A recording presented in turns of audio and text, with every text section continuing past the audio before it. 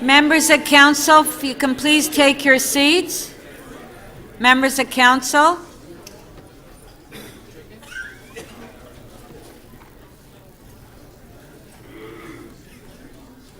Members, staff, can you please take your seats? Thank you. At this moment, this meeting is now resumed. Can I ask members of council to please rise?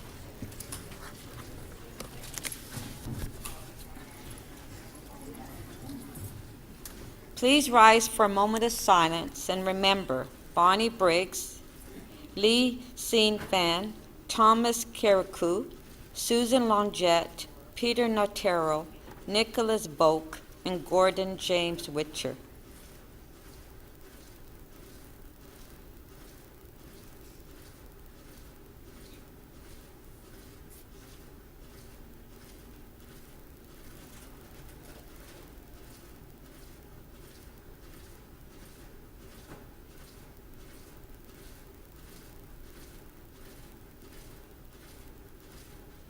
Thank you.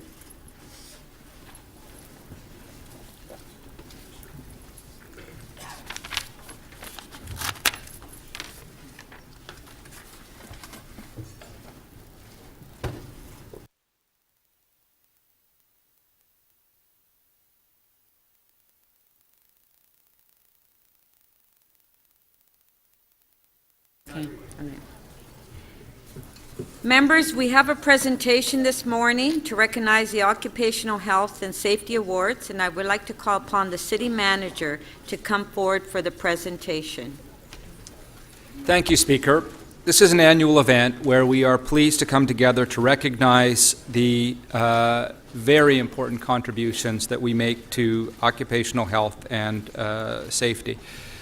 Our workplace is a real workplace. It's a place where real things happen, and it's a place where we have to recognize by law and by practice that there are dangers, that our employees are put in danger from time to time. And we, along with all of us, have an obligation and a moral responsibility to do whatever we can under law and in practice to make sure that we have a safe workplace from which all can come home each and every day in complete safety. This is a shared responsibility and one that we take, along with our bargaining agents and all of our employees, tremendously seriously. That happens on a day-to-day basis, but it also happens on a basis of important employee recognition. And at the end of last month, there was a joint Health and Safety Committee recognition event on September 29th. About 500 people attended, which gives us, I think, in this chamber some understanding of how important this is to our workplace and to our employees. Today, we're very pleased to be able to recognize award recipients from that event. There are two awards, and I'll speak to both. The first is the Dominic Mealy Health and Safety Award. This award is presented annually to an employee or group of employees who make an outstanding contribution to improving health and safety awareness, working conditions, or take action to prevent injuries to fellow employees. And the winner this year is Tina Harper from Economic Development and Culture. And Tina, if you could join us. Tina's recognized for her efforts to actually ensure that in our workplace and with not only our employees, but with the people we are pleased to serve, we make an extraordinary effort to ensure that our pottery programs and our kilns and our use of propane are safe. So Tina, we're very pleased to recognize your outstanding contribution. Thank you so much. Juliana, you're up as well. Mayor. And this, I believe, is for you.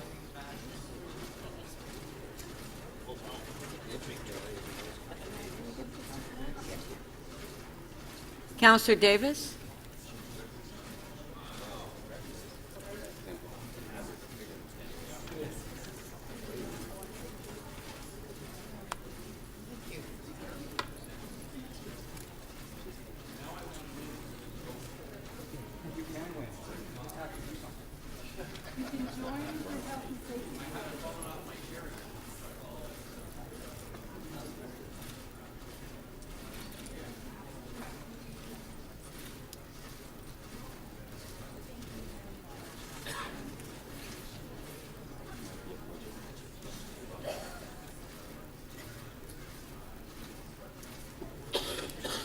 It's of course great, and it's great to recognize Tina and her colleagues, but the reality is that this is something we take seriously every day, and it's very important that we recognize with the Mayor, Councillor Davis, who's been fundamentally committed to this for a very long time, and that we celebrate our contributions to safety.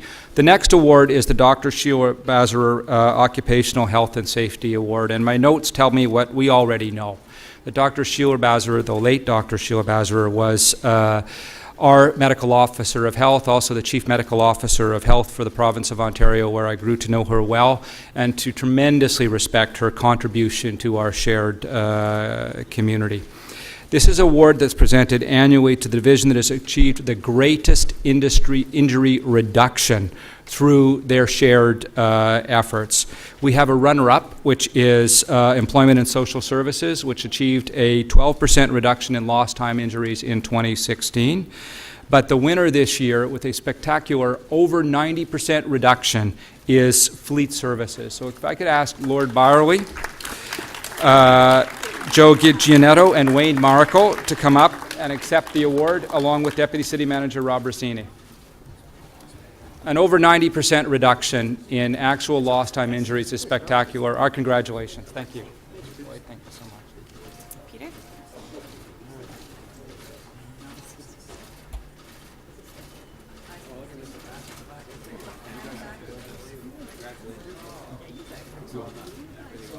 Oops, sorry.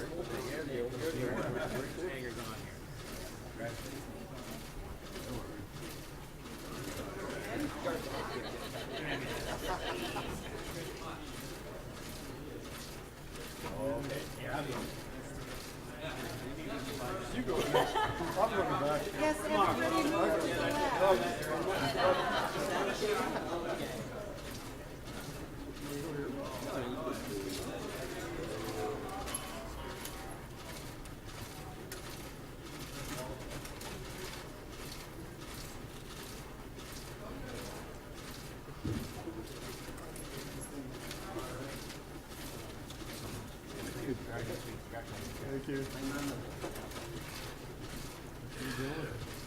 Thanks, guys. Thank you so much for the recognition. This is tremendously important, and we appreciate Council's attention through this, and it is something that we care about as an organization. And thank you so much to our winners. Thank you.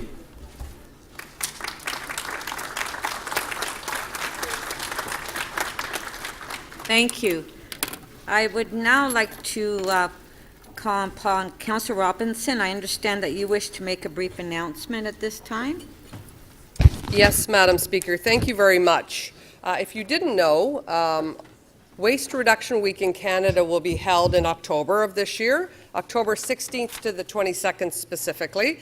And this year, the City of Toronto is proud to be a participant and a sponsor of Waste Reduction Week, which engages and empowers Canadians to reduce, reuse, and recycle waste.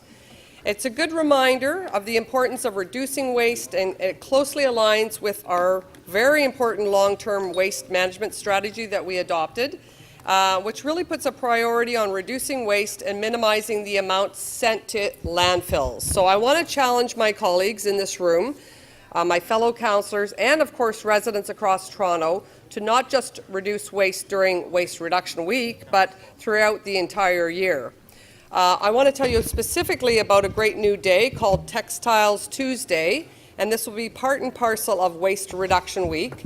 The City, in partnership with the Recycling Council of Ontario, will be holding a pop-up clothing swap on October 17th from 10 a.m. to 3 p.m. on Nathan Phillips Square. And we're very pleased to be partnering with the Recycling Council of Ontario.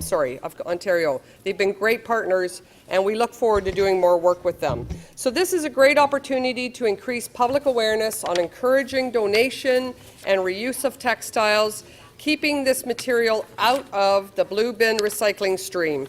It's also an opportunity to educate the public about the environmental and economic implications of garment production, the benefits of repair and proper care of clothing, and our current barriers we face to the textiles recycling challenge.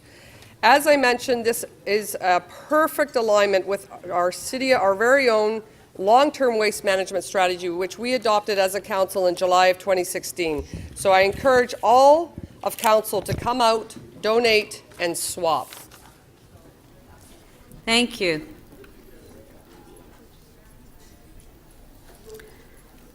I would now like to call upon the city solicitor at this time to introduce our Clean students present in the council chamber. Good morning. Many of the reports that make their way to a council agenda will have benefited from some advice from legal services, and I can guarantee that if the issue is a complex one or a novel one of our articling students will have had a hand in preparing that legal advice. We had 6 articling students start with us this summer, and they're here today to observe council. Their names are Saya Molema, Ryan Crone, Darren Avambola, James Judson, Stephanie Mutsatzos, and Kellen Moulton.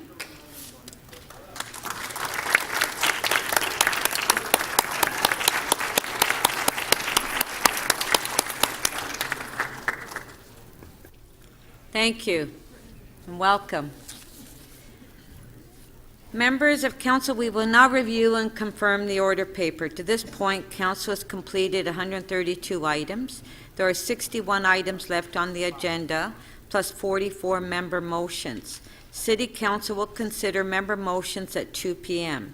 City Council decided to consider the following items together after member motions. EX 27.1 on Toronto Hydro Corporation Annual General Meeting and 2016 audited financial statements, and CC 3211 on appointments to the Toronto Hydro Board of Directors.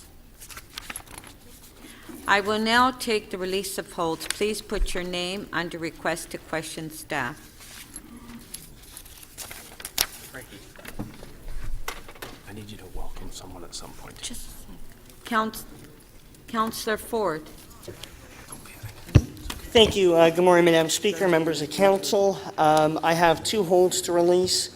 First on page 3, PE 20.4, inclusion of movie night in the Arts in the Park permit category. All in favor? Okay, so on page 3, Page P 20.4, Councillor Ford is releasing. All in favor? Carried. Recorded? Recorded.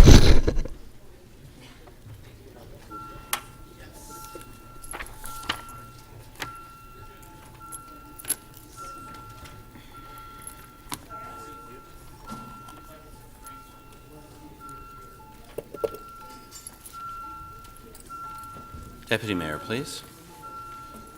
Councillor Fletcher, please. Councillor Mihevik.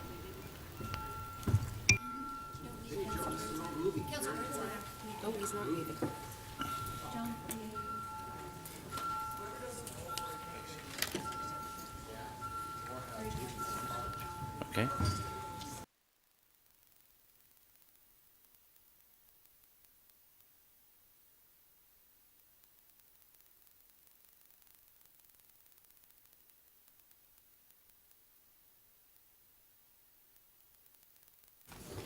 The item carries unanimously, 32 in favor. Councillor Doucette? Oh, sorry. Yeah. Sorry, I have one more release. My second release is on page 5, EX 27.11 on the top of the page. Commuter parking options, Toronto, York, Spadina subway extension. I'd like to release that. Okay, on page 5, the top of page 5, EX 2711 commuter parking options for Toronto, York, Spadina subway. Councillor Ford is releasing. All in favor? Recorded vote.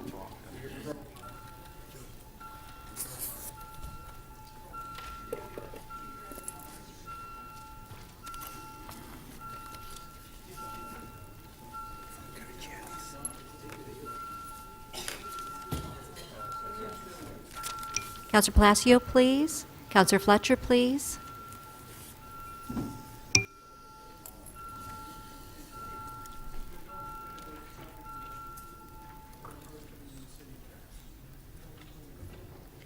The item carries unanimously, 33 in favor.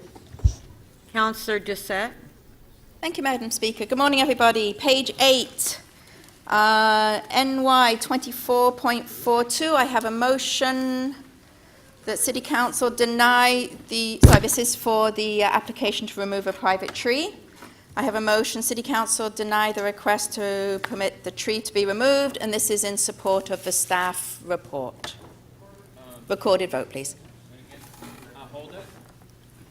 Councillor Pasternak. I'll continue holding it then. Thank you. We'll discuss. Councillor Campbell. Thank you, Madam Speaker. On page 5, under Community Development, CD 22.1, City Plan, City of Toronto Sport Plan. Release that. Okay, on page 5, CD 22.1, Councillor Campbell's releasing. All in favor? Recorded vote. This is City of Toronto Sport Plan.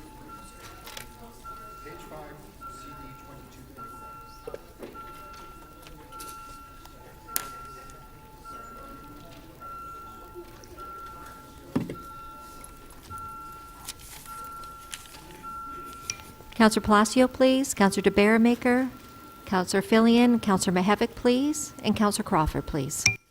Councillor Kelly, please. Councillor Carroll. Councillor Davis, please. And Councillor Wong Tam. Councillor Fillion, please.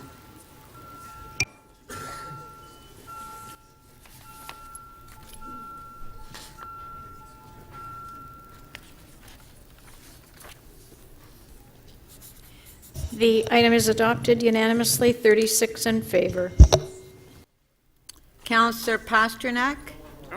Oh, Councillor Campbell. On page 10, CC 32.12, renaming of public properties after former members of council. I'd like to hold that vote. Okay. Thank you. Councillor Pasternak. Yes, thank you, Madam Speaker. I'd like to release on page 7, item EX 27.31 with an amendment if the staff could put it on the screen. I'm sorry, on page 7. Page 7. Yes? Not on page 7. You're in yesterday's We're agenda. on the So blue. it's further, it's... Oh, Gord, Councillor Perks wants us to stay here till next weekend.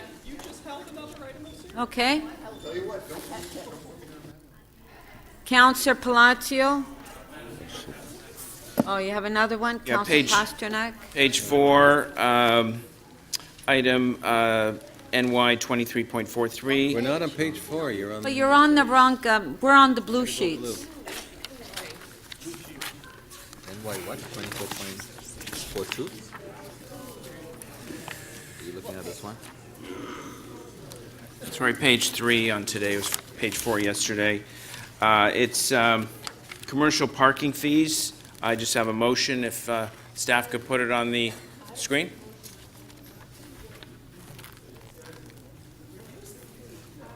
All right, I'll continue to hold it then. Councillor Palacio.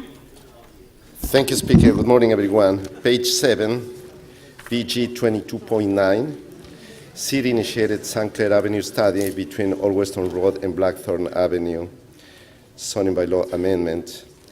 Madam Speaker, quickly, I really want to thank city staff from the Planning Department, also the St. Clair West Revitalization Working Group, including you, Madam Speaker, for being part of the discussion. And this is going to help the community tremendously. So I'm going to release this item with that huge thank you to everyone. Thank you. So this is on page 7, PG 22.9, St. Clair Avenue study between Old Western Road and Blackthorn. All in favor? Carried. Councillor Davis. Oh, sorry, another one? Page 8, EY 24.51, endorsement of events for liquor license purpose. I'm releasing that one as well. Okay, on page 8, EY 24.51, endorsement of events for liquor licenses. All in favor? Carried. Councillor Davis. Thank you, Speaker. On page 4, TE 25.95, traffic control signals, Cosburn Avenue and Cedarvale Avenue. I'd like to release that. Okay, so on page 4, T 2595, traffic control signals at Cosburn Avenue and Cedarvale Avenue. Recorded vote.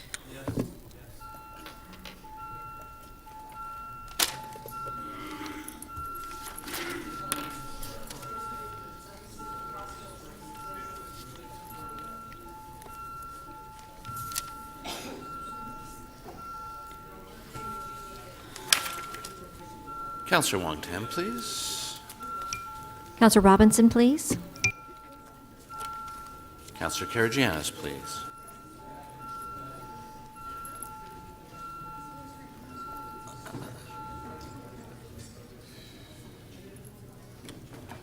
The item carries 33-3. Councillor Grimes. Oh, Councillor Davis. On page 5, CD 22.6, impact of community partnership investment program grants. You're et cetera. releasing? I'd like to release it. Okay, thank you. On page 5, CD 22.6, impact of community partnership and investment program grants. Recorded vote.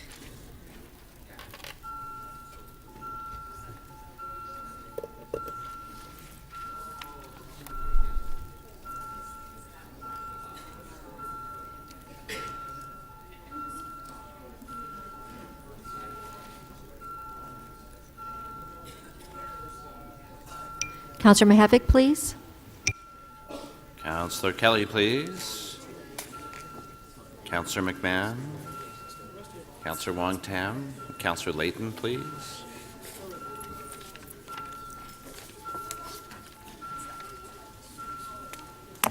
Councillor Wong Tam, please.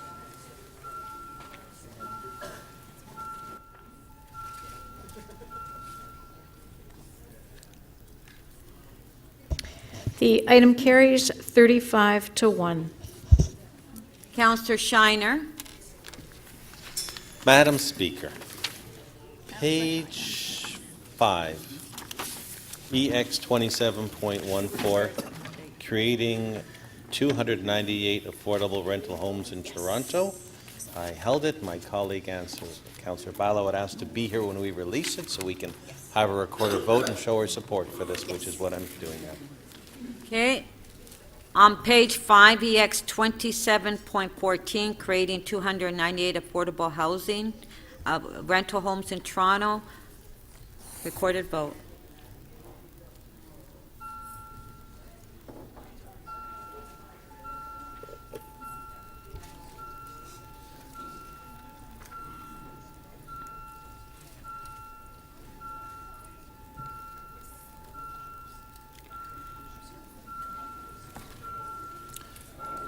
Councillor DeGiorgio, please. Councillor Wong Tam. Councillor Layton. Counselor Holland, please. Counselor Mihevik and Counselor DiCiano, please.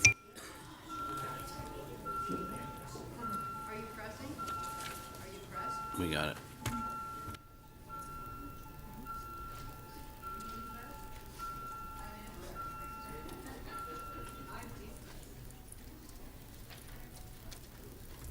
The item carries unanimously, 35 in favor.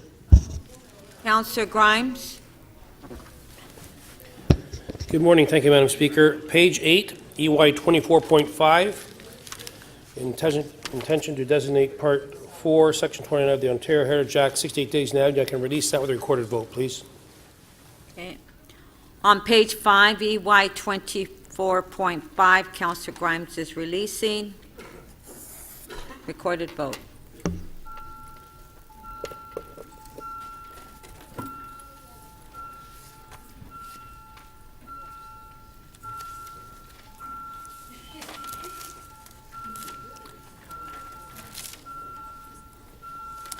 Councillor Carroll, please. Councillor Kelly. Counselor DeBaremaker, please. Counselor Mihevik and Counselor Crawford, please. Councillor Wong Tam, please.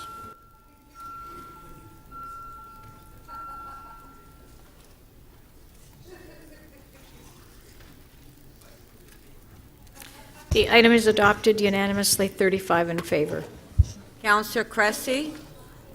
Thank you, Speaker. Page 9, TE 26.95, mid-block pedestrian traffic control. I can release that with a recorded I'm sorry, I vote. didn't get the number. What was the number? TE 26.95, Okay. page 9, mid-block pedestrian traffic control. You're releasing? Yes. On page 9, T 26.95. It's on the screen. With a recorded, please. Recorded vote.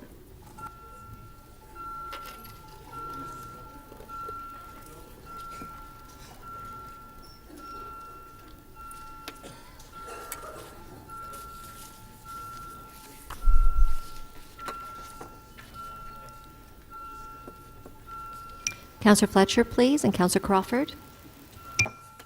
Councillor Kelly, please. Councillor Lee, please. Councillor DeGiorgio. Councillor Shiner, please, and Deputy Mayor Min Wong.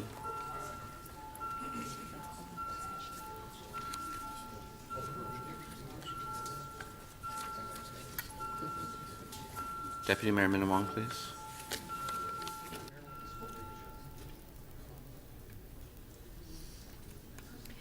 The item is adopted, 31 to 4. Councillor Fletcher. Yes, Speaker, we're really clearing the agenda. It's pretty good. I'm going to release TE 20. What page? Oh, sorry, it's one of the deferred items. It's page 3. And it's TE 25.12, 772 Queen Street East, site plan control application. Finally. I'm sorry, I didn't hear you. Page 2. Yes, I understand. Deferred item TE But it's here- 25.12. It's here without a recommendation. Yes, I'm moving the staff recommendations. Okay. There they are up there. Oh, okay, it's on the screen. So on page 3, bottom of the page, T 2512, Councillor Fletcher is moving the staff recommendation, 772 Queen Street East. On favor, recorded vote.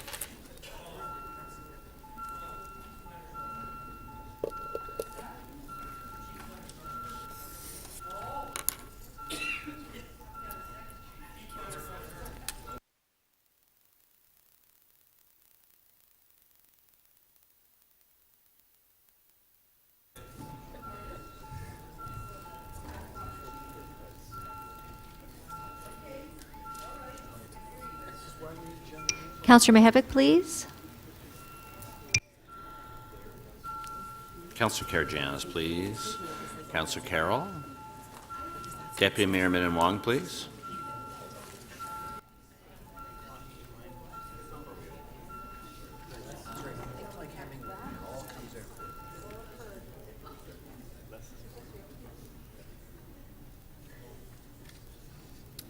The item carries 38. It's unanimous. Councillor Crawford, you have a motion you want to introduce? I think so. Yeah, it's a motion for some Section 37 monies to be spent. It's urgent because we want to get on with it in the next couple of months. On favor, carried.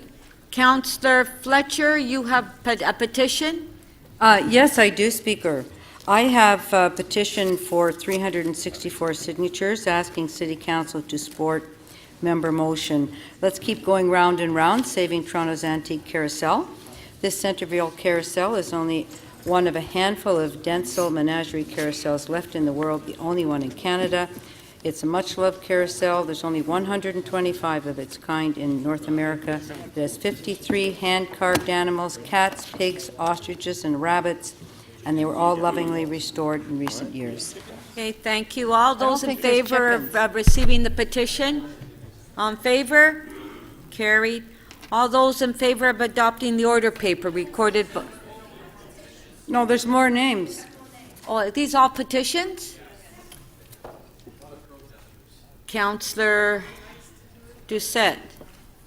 Thank you, Madam Speaker. I too have some petitions regarding the carousel. I have 264 signatures, and our residents do like to go round and round on this carousel. I'm not going to read the whole thing, but I'm adding 264 signatures. Thank you. Councillor de Beermaker. Thank you, Madam Speaker. I have a petition as well to submit to the clerk with 264 signatures asking the city to support the member's motion. Let's keep going round and round, saving Toronto's antique carousel. People of Scarborough look forward to someday taking the subway all the way to downtown Toronto and enjoying the carousel. Thank you. Councillor Fragedakis. Thank you. Sorry, I also have a petition with 264 signatures asking the City Council to support MM 32.3. Let's keep going round and round, saving Toronto's antique carousel. I won't read the rest of it except to say it would be a shame if the rain from this spring and summer eroded not just the shoreline but also led to the loss of this treasured asset for our city. Thank you. Councillor Al-Jamari. Yes, thank you. I'm pleased to present a petition with 264 signatures asking the city to support the antique carousel. I have to say on a personal note, it is my favorite ride that I've ever taken in Toronto. Thank you. Is it the same petition? Councillor Pasternak. Yes, thank you very much, Madam Speaker. I have a petition with 277 signatures. It does change. Asking City Council to support members' motion 32.3. Let's keep going round and round, saving Toronto's antique carousel. I must confess I would never go on a ride like that because spinning around is not good for me, but I think as a heritage piece it's good to keep. Councillor Wong Tam. Thank you very much, Madam Speaker. I too have a petition I'd like to present to members of council. The petition contains 264 signatures asking City Council to support member motion 32.3. Let's keep going round and round, saving Toronto's antique carousel. This is a very important cultural asset. I don't think we want to miss this opportunity to try to keep it in Toronto. Thank you. Councillor DiCiano. Thank you, Madam Speaker. I also have a petition here to save the carousel. With over 260 names, it would be a real shame if it's 264. It'd be a real shame if this asset wasn't saved for visitors and residents in the city. So it's right here for your consideration. Thank you. Thank you. All in favor of receiving the petitions? Carried. We are. All those in favor of adopting the order paper, recorded vote? Come on.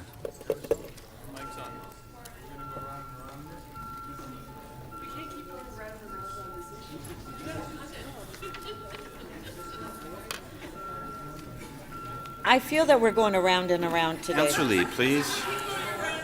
I'm getting dizzy. Councillor Council- Palacio? Yes, sir. Councillor Davis, please. Councillor Lee, please.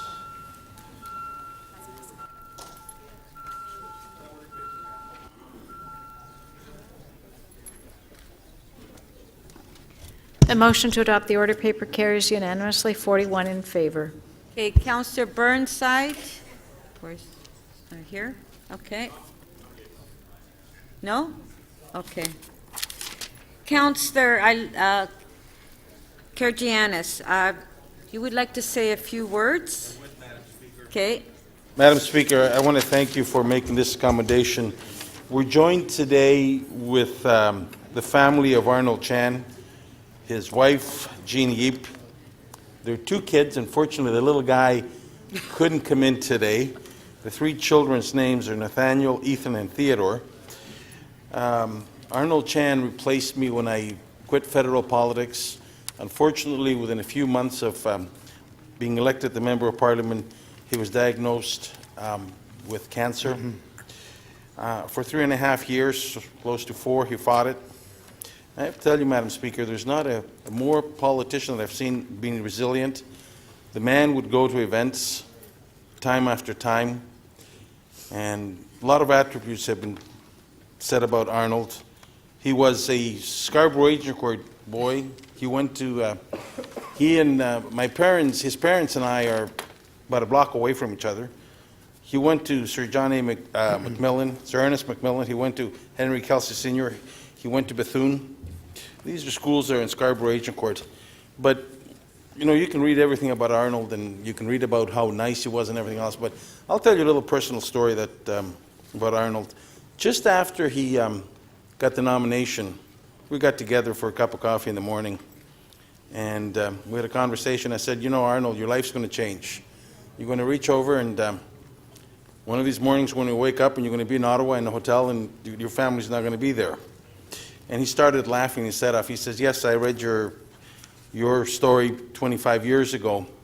However, Arnold's wife, Jean, stood in for him many times. She was there by his side every single event, every single day that I could have seen. So the attributes the accolades that we speak about Arnold are immense. He will be remembered as one of the best MPs that we have had in Scarborough, and matter of fact, in the city of Toronto.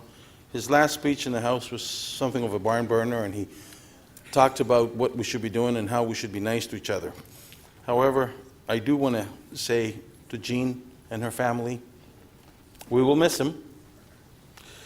Although he was a member of Parliament for a short time, people in Scarborough were talk about him. Every time that I see somebody, they're giving me their condolences. They're asking me to pass on the messages.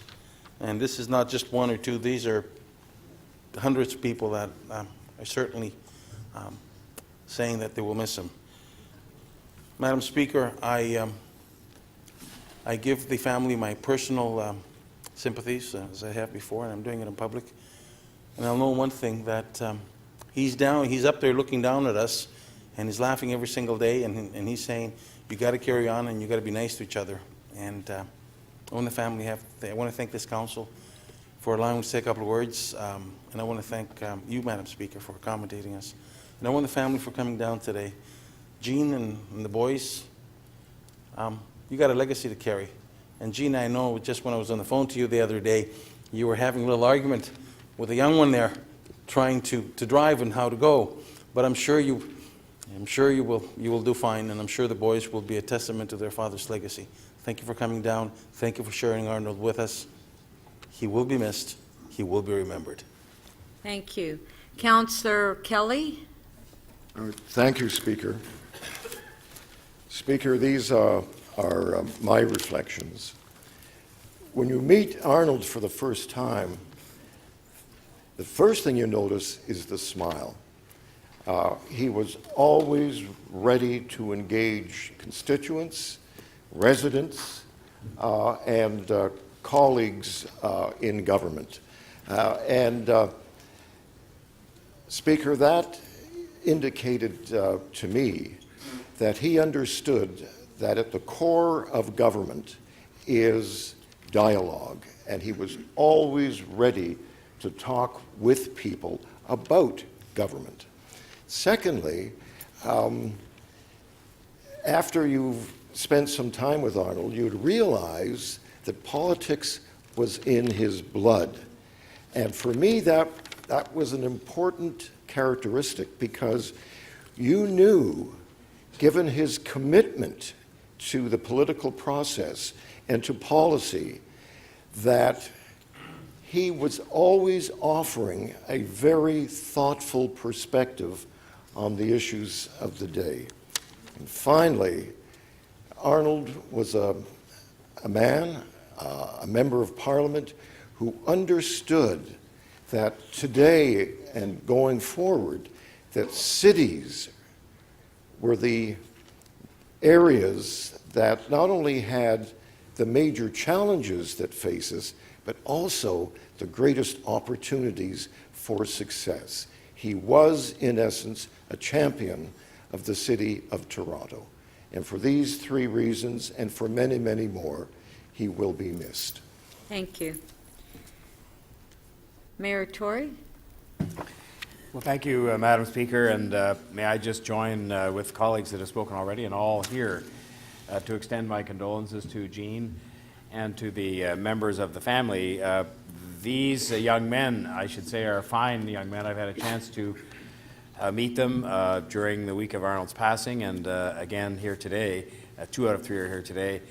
And I'm always one of those who sort of says, if you look at the most important responsibility we have, those of us who have children, it's to be good parents. And so if you want a measure of Arnold and Jean, but that you can see these 3 very fine young men who all spoke at their father's funeral, which is something that's not easy to do, and spoke in an eloquent and articulate manner about their father. And there was lots to speak about. I'll start by saying Arnold was a partisan.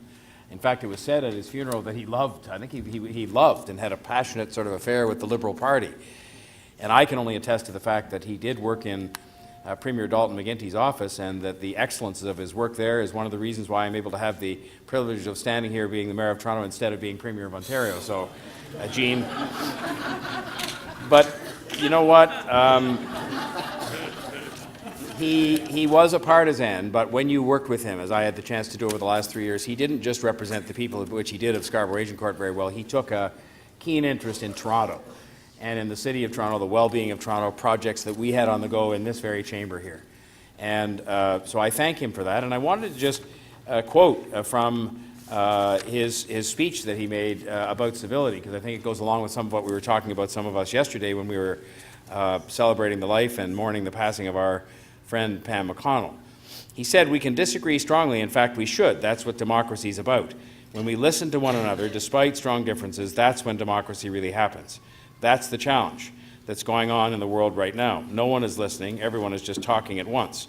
We have to listen to each other, and in so doing, we will make this a stronger place," referring to Parliament. So, Jean, you and your 3 wonderful sons have our condolences. We thank you for coming here today.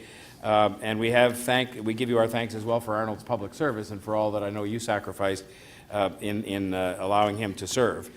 Probably the greatest tribute we could offer in gratitude for his public service is to listen to him and what he said about listening to each other, and I will tell you that I think we're going to make an effort to do that. But thank you for being here, and thank you for Arnold's public service to all of you in the family. Thank you. I see Councillor Lee. Councillor Lee, you wanted to say? Okay, sorry. I didn't see your name in that. Councillor Lee? First of all, I'd like to pass my deepest condolence to the family and his mother and father as well. I didn't know Arnold Chan until one day he called my home and asked me to go for coffee.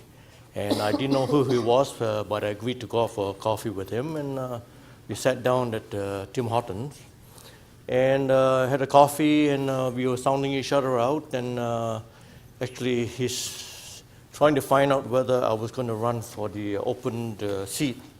And in the end, I sort of told him that if you want to run, go ahead and run.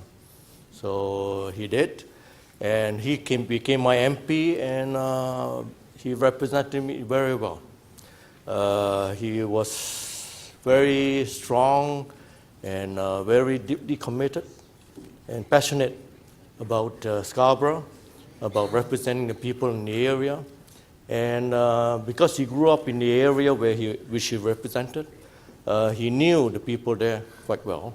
And in fact, some of the friends that I have in the area knew Arnold Chan before I did, because he had been out to help a lot of people, and he'd been out to help various people such as Michael Chan, Mark Holland, Premier McGuinty. So he had done a great job in building and helping to formulate the policies and the thoughts, and also influencing a lot of people.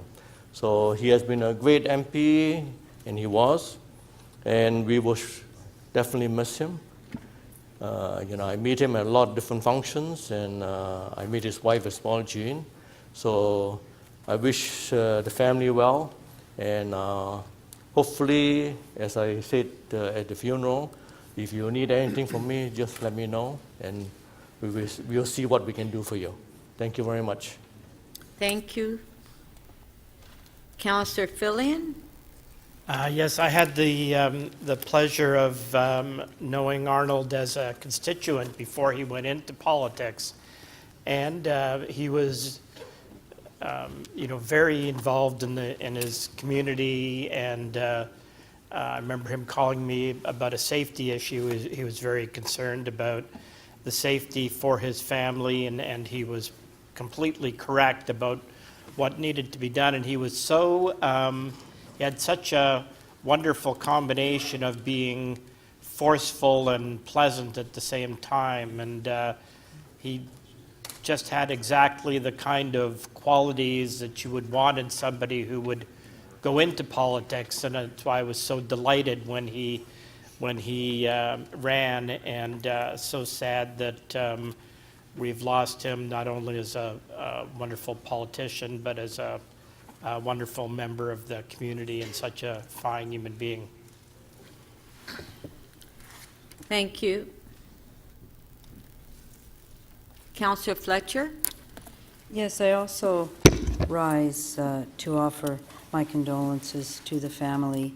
I met Arnold many times in Markham. Yes, I do go to Markham, to Seas Center, which is a beautiful organization that's set up, and he always attended that, and I got to speak with him. He's very dedicated to his community, and Seas Center was set up many years ago in the core of the city, and now it's moved more out to Markham. It services the South Asian Chinese community, really looking for people that need settlement programs, women at home, childminding, development for families, a good, safe place to go for families. And he was very dedicated to that organization as well as all organizations in his community. So I do think that he did a great job. He was a lovely, gentle, caring human being. And the city and the country are less off because of his passing. Thank you. Thank you very much, members.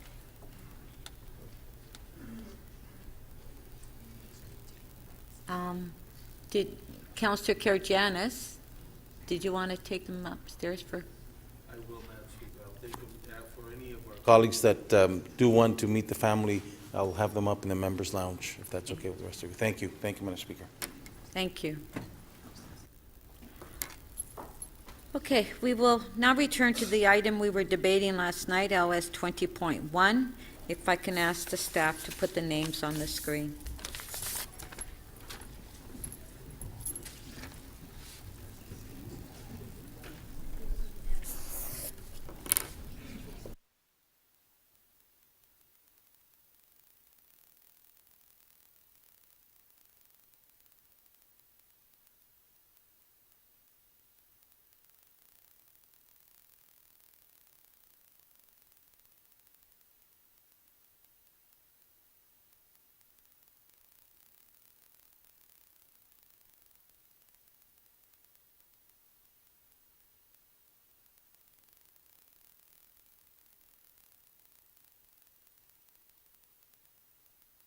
Councillor Perruzza.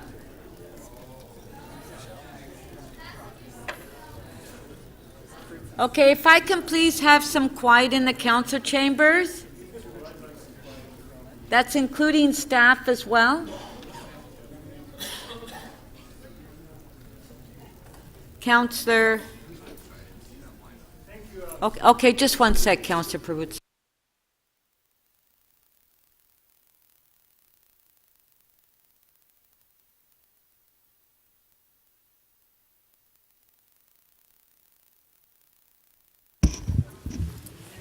DiCiano? Yeah, I just wanted to hopefully ensure that Councillor Perruzza in his request to speak sticks to the facts on how chickens. Councillor DiCiano, that's not a point of order, please. Let him just stick to the facts.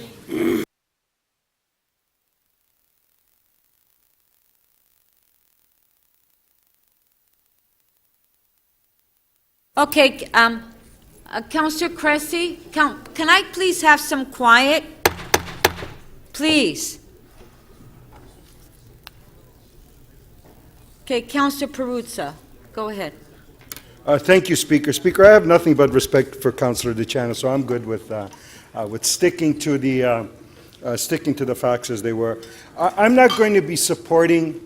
I'm not going to be supporting the pilot to basically allow people, those who aren't already doing so, allow people to basically build a chicken coop in their backyards and maintain chickens. And And I'll tell you why I'm not going to do that, Speaker. And actually, as I think about the issue, there's a kind of irony in it that is absolutely dumbfounding. I remember as a young man when I... Councillor Perruzza, hold on. I'm going to put your Sure. time on hold. I didn't even turn your time on, actually. You know, it's very noisy in here. The members of council need a break? Okay. I don't mind, Speaker. I don't mind. No, but think there's far too much noise. But I'm loud enough to hear myself, so I'm good with that. No worries. Councillor Mamalidi, DiCiano, Grimes? Just have the chicken talk. Yes, but can you sit down, please?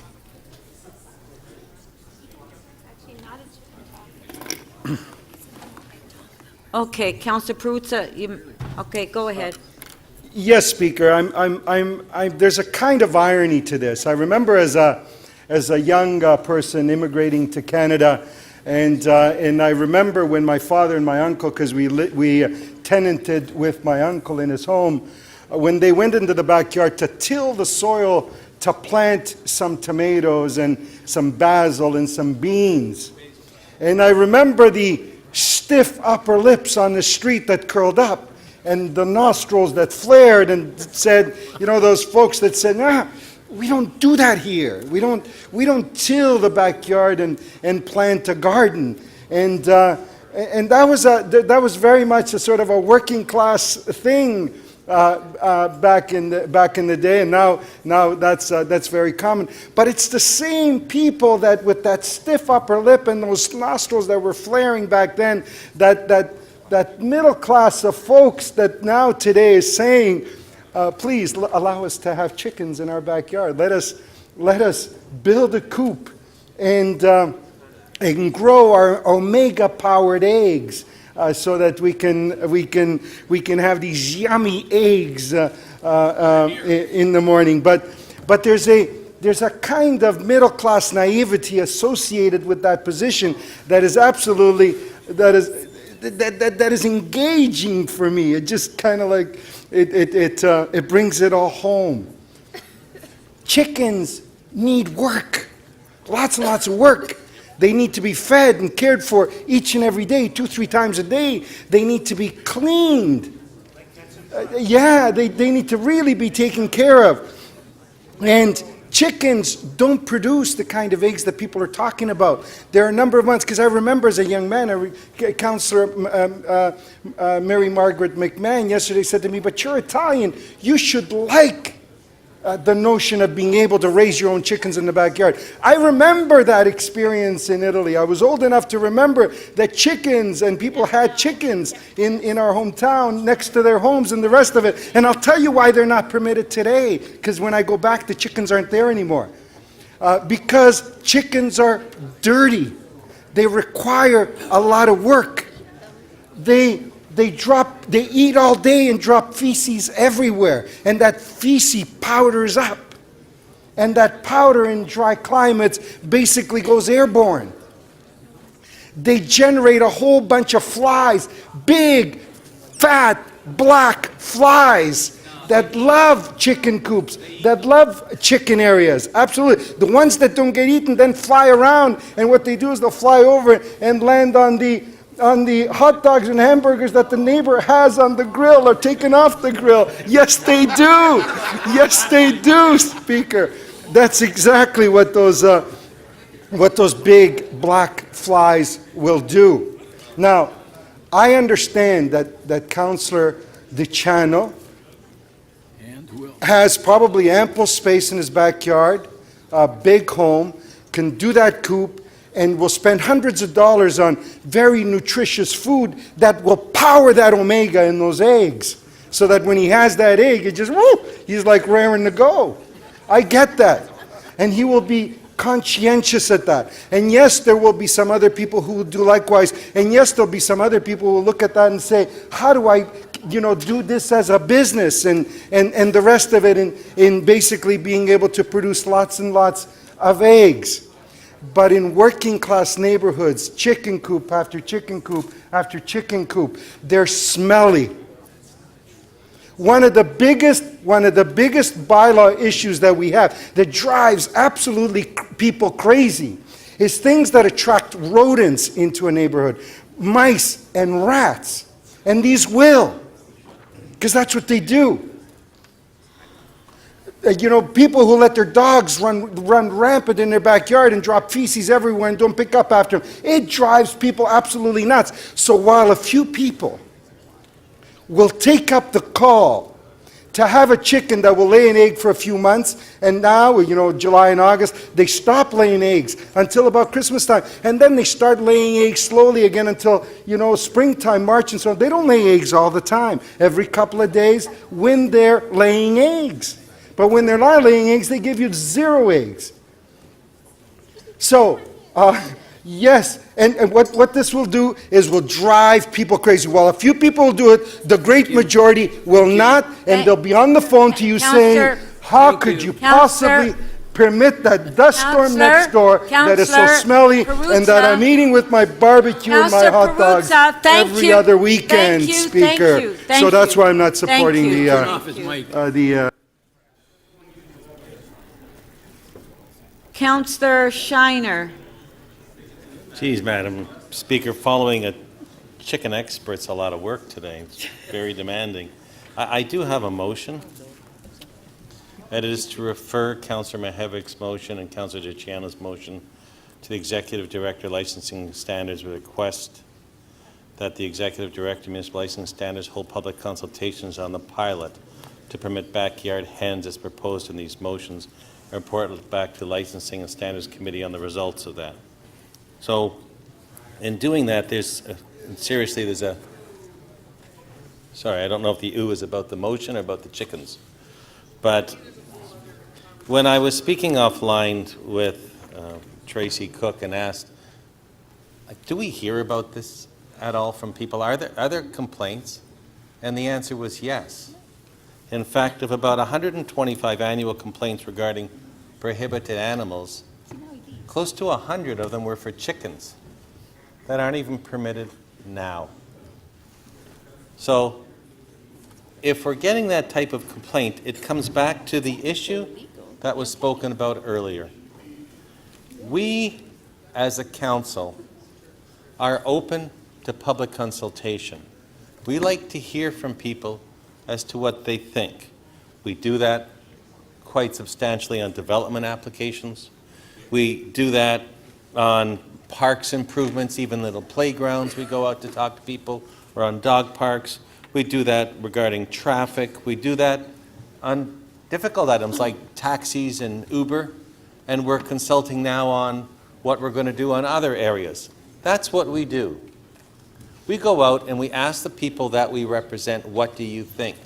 And we allow them an opportunity to come forward and tell us that. And we haven't done that in this case.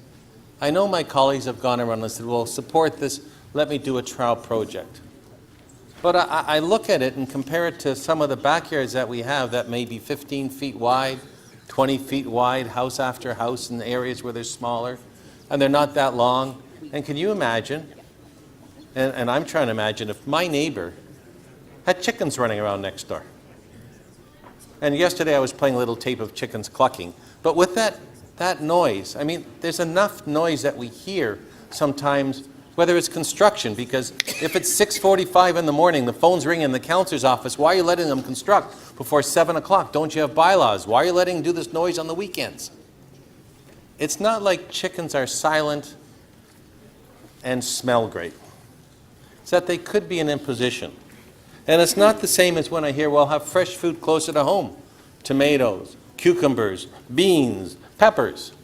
No impact on the neighbors. You can do an awful lot with that. But having an animal that is normally on a farm come into your home because some people that came here, as my colleague Councillor DeCiano said, from other countries would like to do that here, may find that it doesn't work here. However, if it's what the community in general wants, I'm more than willing to look at that and have a test. But in this case, I don't see it. So, in all seriousness, and trying to work collegially with my colleagues, I'm not saying no, and I'm not saying yes. I'm saying let's have the respect for the residents of Toronto and ask them first what they think before we tell them what we think they think and make these decisions for them. Because it could have a serious impact on some of them, or it could be something they think is fantastic. But let's give them a chance to tell us their opinion first and not make up our minds for them and not do it through a bylaw for a year and a half or 2 years that lets it go in certain areas when, again, we even haven't even asked them. So that's why I've moved the motion, and that's why I think it's a reasonable compromise to it now, and it's up to you as my colleagues to decide what you want to do. Okay, thank you. We do have some questions for you. Clarification of the motion, Councillor Carroll. Yes, just a quick question about the motion, because I think the biggest challenge here is to allay any misunderstanding. And I heard you describe, a chicken in my next door neighbor's backyard. And one of the hurdles here is there won't be, according to this proposal, any chickens in backyards in Willowdale, and this isn't an in general proposal. So I'm wondering if you would consider it a friendly amendment, if we could be specific in this, that because we want the pilot to only happen in 4 wards, could the consultation be in those 4 wards so as not to confuse residents in other parts of the city that don't have to worry about this for another 3 years? Mine is to do a public consultation, because even if you do it in those 3 or 4 wards, you don't know what other people may want. And what you may find is that the local councillor, if it's something that people in his community really want to those 4 wards, they'll bring their people out. And they'll say they want it. And other wards may say no, or other wards may say yes.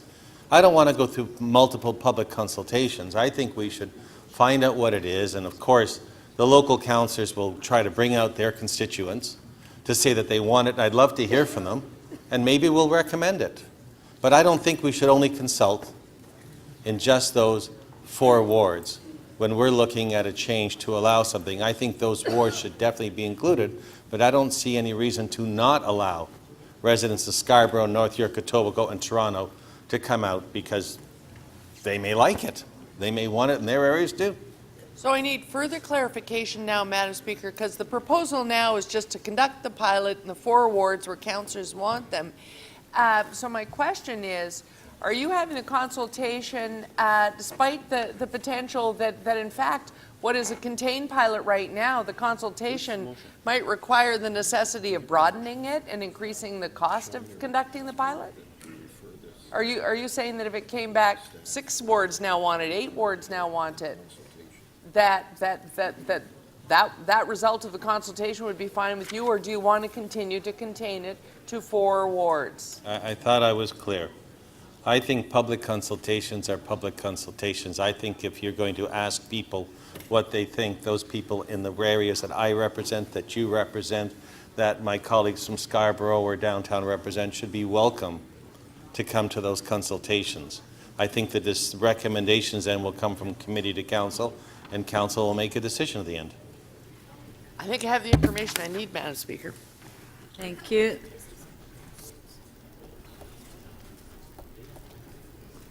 Councillor DiCiano, clarification of the motion. Friendly questions, right, Justin? Yeah, thank Always. you, Madam Speaker. Councillor Shiner, are you aware that MLS over the past year, in fact, conducted an online survey asking people about animals on the prohibited list? Are you aware of that? Well, I guess because I haven't, most of my ward wasn't aware of it either, or I would have looked for the chicken part of it and been able to comment on it. Are you, okay, well, let's try and answer the question. Are you aware that 2,400 people were asked online by MLS about the prohibited animals list? And are you aware what the percentage of people that wanted chickens taken off the prohibited animals list? Are you aware of that percentage? Councillor, I'm not aware of any nature. Are you aware of that the 54%, would you be I surprised? can answer you all Councillor together. DiCiano, please allow the councillor to answer the question and stop One, interrupting. Thanks, I'm not aware of the survey. I'm not aware of whom was called, what the questions were, or what the responses were. What I do know is I didn't receive any calls to my office about these surveys, so I would suggest that most people in my community probably didn't hear about them. But if you're going to ask me about what the survey might have been, I can't answer you any questions or be surprised about anything because I don't know anything about the survey. So you didn't know that 54% of people surveyed by MLS actually wanted chickens taken off the As prohibited I list? said to you, you're asking me questions to put numbers in front of me based on what the survey said. I've been there as well, Justin. I told you, I don't know anything about the survey. Right. Okay. Okay. I've got Councillor DiCiano. I've got more questions, Madam Speaker. That is clarification of the motion. We're talking about a deferral, and I'm asking exactly with respect to deferral because it's asking for consultation, and I'm asking if the Councillor council is aware. DiCiano, you're not speaking to Councillor De Bearmaker. You're up asking questions Okay. on clarification of the motion. Given the misinformation on this issue, we had Councillor Perruzza talk about the fact that chicken coops need to be heated, which is not true. So given the misinformation that goes on with how you manage and take care of chickens, don't you think that the public consultation process that is within the motions contained here is best that we hear from the people who are either dealing with chickens as opposed to those across the city that are just going to continue on talking about the misinformation? Wouldn't you rather have a public consultation process with a public that's better informed? And this is why the motions that we put forward say that we should have this consultation 18 months and at the end of the pilot? Don't you think that would be more effective? Well, in clarification of my motion, no. Or I wouldn't have put it here because now you're saying that someone should have chickens next door to them, and after they're allowed there because council allowed it, then you should consult them. I think you can inform people through public consultations, the same as you're asking for, describe what the needs are and get their perspective on it through the division, which is what I'm suggesting, not that each of us go out and have chicken meetings of some type. Or I'm saying I think that you can go out, you can describe what it is, you can talk about it, and you can get input. And I think that's what we're known for at council, and that's what I'm suggesting. Ask input before you do it. No, thank you. Councillor Karygiannis, clarification of the motion, please. Thank you, Madam Speaker. Madam Speaker, it looks like we're having a chicken summit. Through you to my colleague, Councillor Shiner, do you feel it's important that consultations happen and we don't do things on the fly on the floor of council? I appreciate the opportunity to expound upon my motion, but that's not really a clarification. That's what the motion says, Councillor. Yes. Clarification of the motion. It does say that, and I think I said it in my words. In your long history in council, have you seen another item that has gone without? I know it isn't. Councillor Karygiannis, clarification, and please, Councillor Campbell, stop interrupting. I'd appreciate it. Councillor Karygiannis, clarification of the motion. Yes, Madam Speaker, if you'll allow me to finish, and if my colleague over there is patient and not pins and needles, maybe he'll let me finish. Right, my point of question order. is... Oh, that clock's right, that clock's wrong? Yeah, that's right there. Okay, thank you. Councillor, you're asking for consultations. Have you in your long history seen another motion come through without any public consultations? And is this why you're asking for public Councillor consultations? Karygiannis, we've done a whole bunch of stuff without consultations, and that's really why I want them, because I think in an area like this, we should have them first. Why do you think it's important in this area that we have public consultations?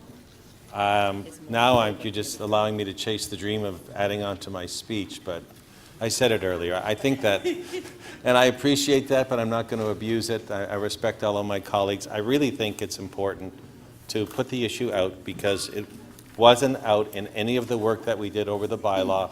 We didn't put it out at our committee meetings. We didn't ask people to talk about it. We simply looked to amend something here. I don't think that's fair to residents of the city. I think if you're going to make a change like that, even on a trial basis, you should let them know that when it's at the committee. And in fairness, my colleagues could have brought that up at committee.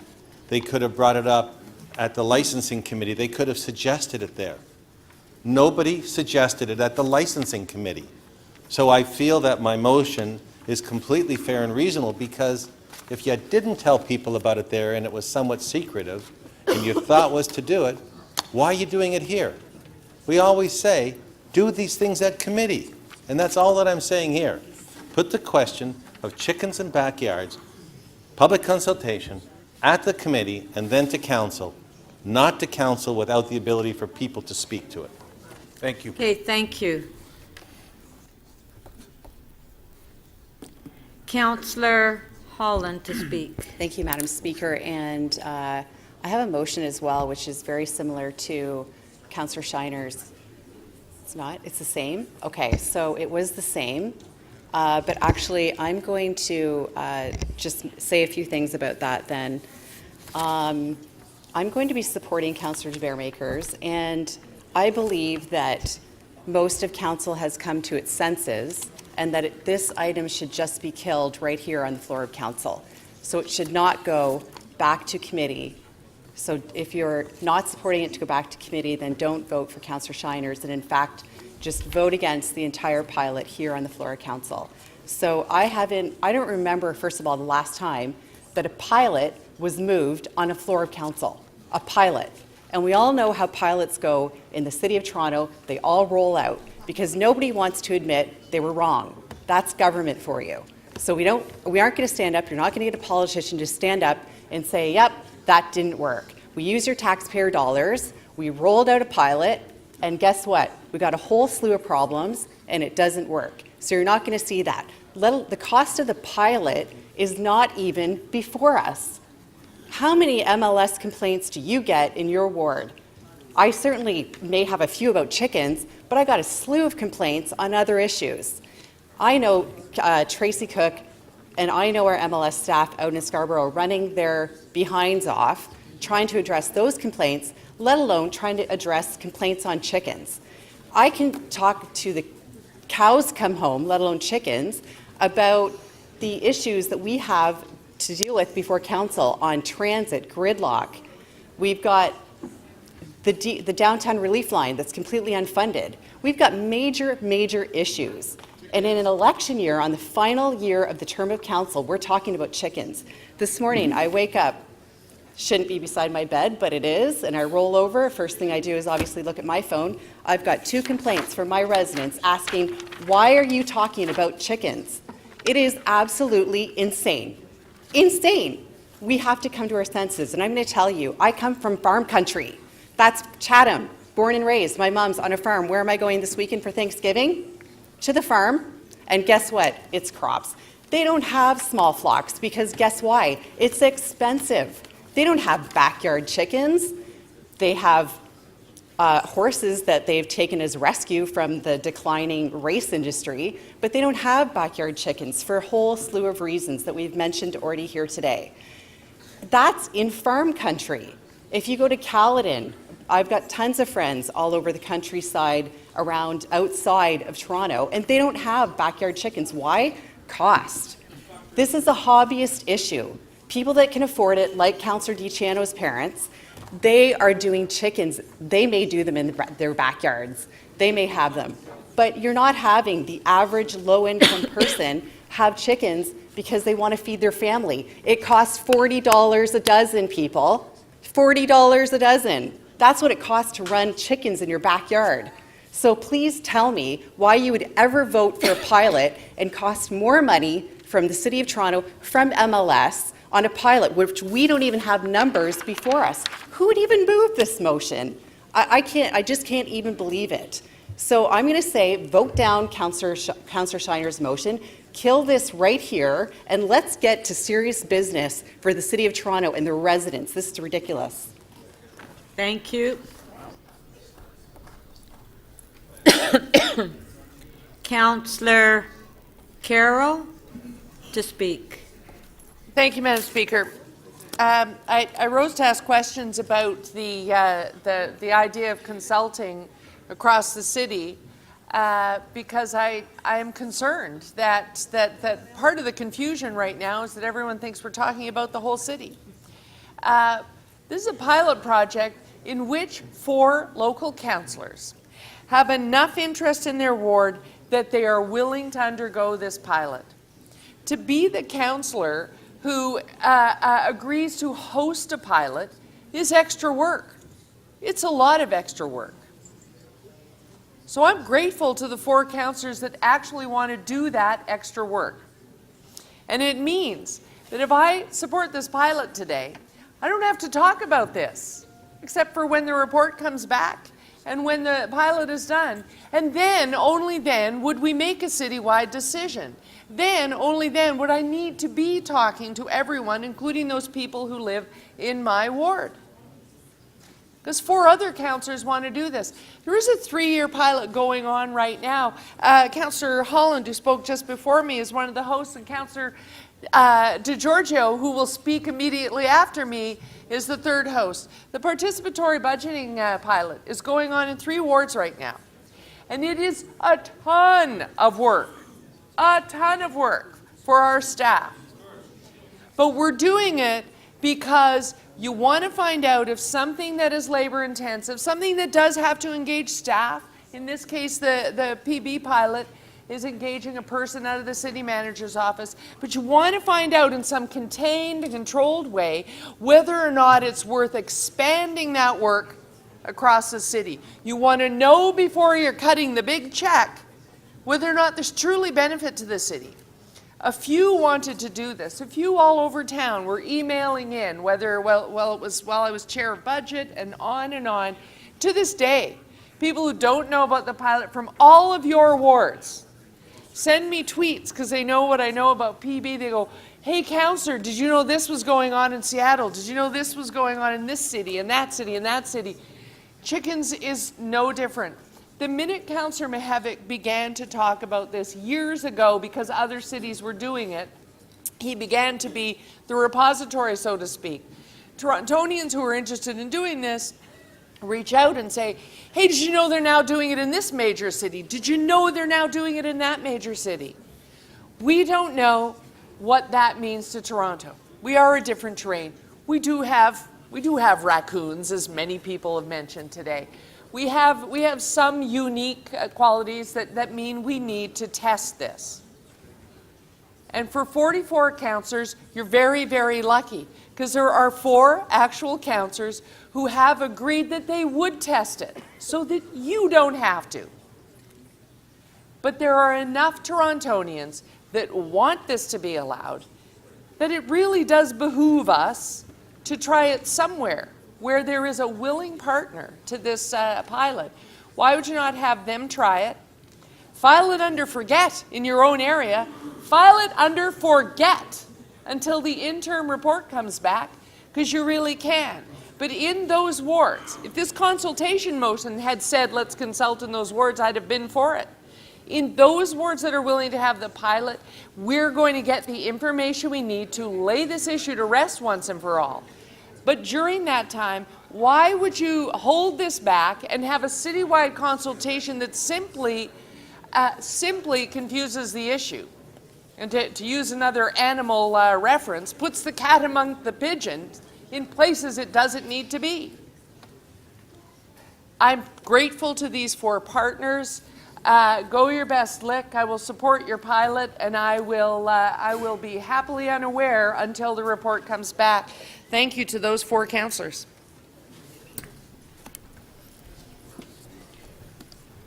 Councillor DeGiorgio. Thank you, Madam Speaker.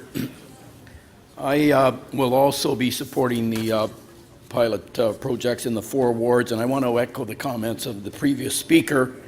In my view, Madam Chair, the primary reason we should entertain going through the pilots is because the zoning bylaw permits hobbies. And I can tell you that I've experienced hobbies over the last 20, 25 years that set up, or that residential people are allowed to do. I ran into the pigeon problem over 20 years ago, where people were keeping pigeons in their backyard, but we made regulations that said at the time, this is in the mid-90s and early 90s, that only people who had the hobby of keeping racing pigeons in their backyard, and we put in controls on the number of racing pigeons they could permit in their backyard. I was not in favor of pigeons, but notwithstanding that, we were able to look at the zoning bylaw that permitted them and put in additional regulations to try and control. So one of the primary benefits of going through a pilot is to try and come up with regulations that allow us to control the extent or the number of chickens that people can keep as a hobby in their rear yard. And yes, you're probably right. It'll be those properties that have large properties that are able to take advantage of that. Let me also say, and forget about the myth that there might be a possibility that more and more wards would allow this to happen. Because I can tell you that one of the things that you're one of the people in the wards that the majority of people don't want chickens, you can always say, look, by the way, if you really want to keep chickens in your backyard, I can refer you to 4 wards where they're permitted, and maybe you might want to move to those wards. Okay, so I wouldn't worry too much about the pilots being expanded to cover all the wards in the City of Toronto. I think, Madam Chair, you know, the latest hobby that I'm privy to in my ward is that people use their garages to do obnoxious uses, like, for example, paint cars. And they basically run a business, but the reality is they can say, look, this is a hobby. I work on only a select number of cars, primarily for personal use. I've got somebody in a garage that produces meat that says, hey, we only consume it within our own family. Reality is they're producing sausages and what have you, and they're actually selling them. So, again, the purpose is to come up with, and I know I've been after Tracy Cook for years, we have to put in controls that if uses are permitted, we need to sort of try and control them, because otherwise, if you don't go through the pilot project, the reality is that people will just put chickens in their backyard because it's a permitted hobby. Right. And you're going to basically expend a lot of resources to try and deal with uses that are theoretically legal under the zoning bylaw. Thank you.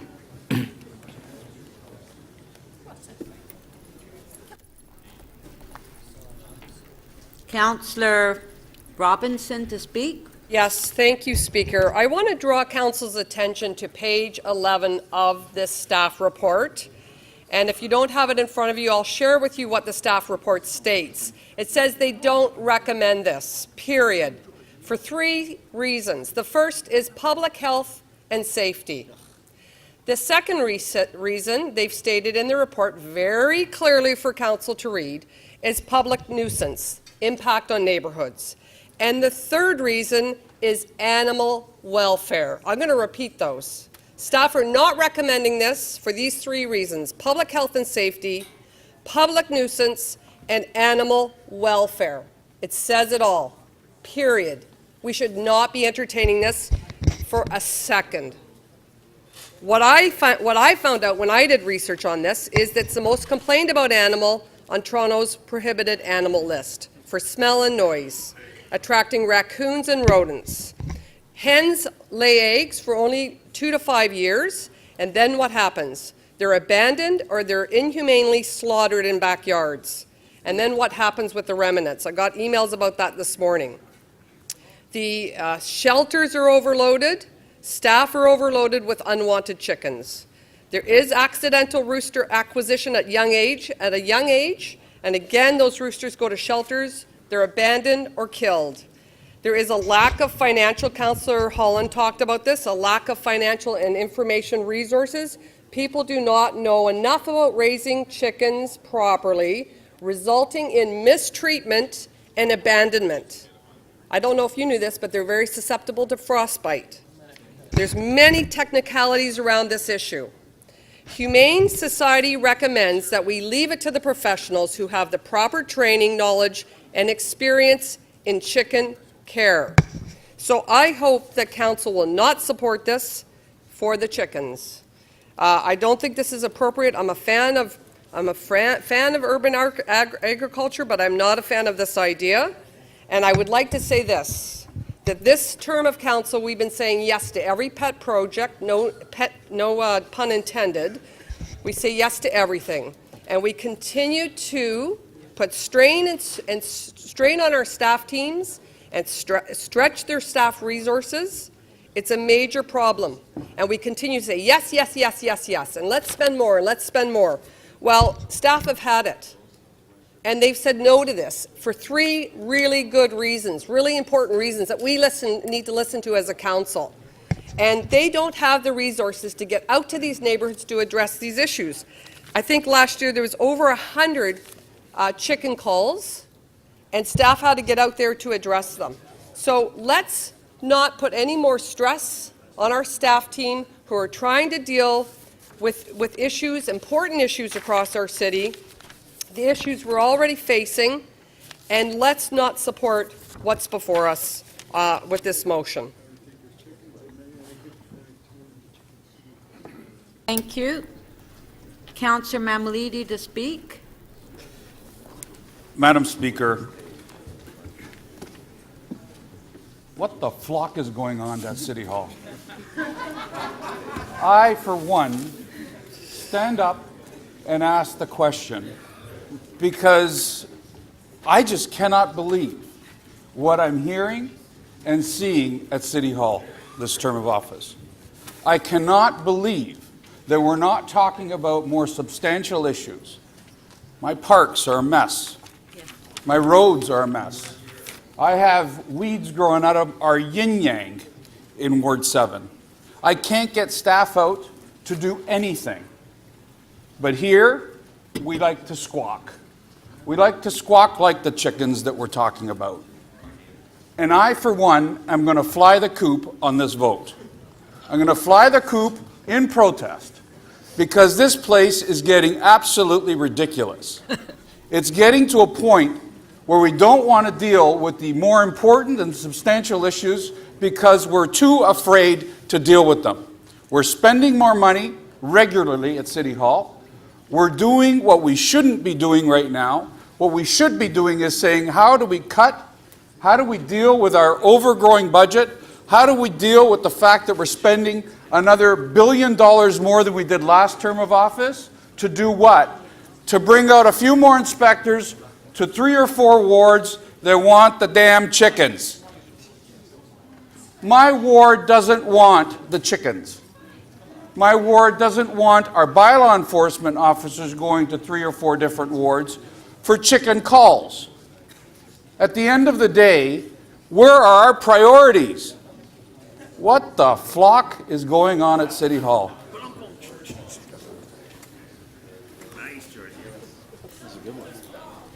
Councillor Mammoliti, thank you. I hope you stay for the vote. After that wonderful speech, you should show your constituents that you're voting. And you shouldn't even allow this on the floor.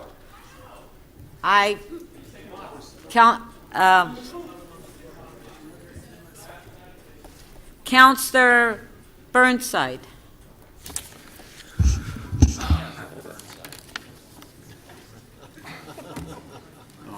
Moment of silence. Get the tension up. Madam Speaker, this is ridiculous. It's government at its worst. I'm going to do this in 30 seconds. I got 16 more. We haven't defined the number of participants. We haven't defined the actual fees that might be involved. We don't know how many MLS staff we need. Are you crazy? This is why people laugh at council. We make decisions when we don't even have the information. Give your heads a shake. Not part of the report. Coming back. Refer. Thank you. Okay, Councillor Palacio. Thank you, Speaker. Back in July, I did speak in favor of this pilot. By then, I believe that there was no harm to allow the pilot to proceed as long as city staff, they monitor what was happening out there and they will come back with a report to the committee. So the key there was to monitor. I know that some members of council who are requesting the pilot, they're very thoughtful, they're well-intentioned, and mainly Councillor DiCiano, who has taken the time to go around and to talk to members of council and to share his experience and his interest on it. I know he's passionate about it, and I commend him for that. Now, I'm getting a number of calls from my own ward that they want my work to be added on to the pilot list. And yesterday, members of council, we heard from city staff during the question period about some of the concerns. And we were told about specifically on chapter 349 that prohibits all domestic birds like chickens, turkeys, pigeons, flamingos, cranes, and penguins. And I think that's part of the discussion that we had in the past. Now, as a result of that, it's very clear that there is no criteria in place, there is no guidelines in place for MLS to monitor anything at this point. So how can we ask city staff to go and monitor something without giving the tools first? And we all know that any pilots, at the end, very often become permanent programs. Some members of council, like Councillor Holland, Councillor Robinson, they have spoken about the negatives and whatever else in terms of the pigeons, the chickens. I'm going to concentrate on something more essential, more important, that we should be more concerned about that. And actually, the speaker, Councillor Nunciara, yesterday asked a very valid question to city staff in terms of community consultation.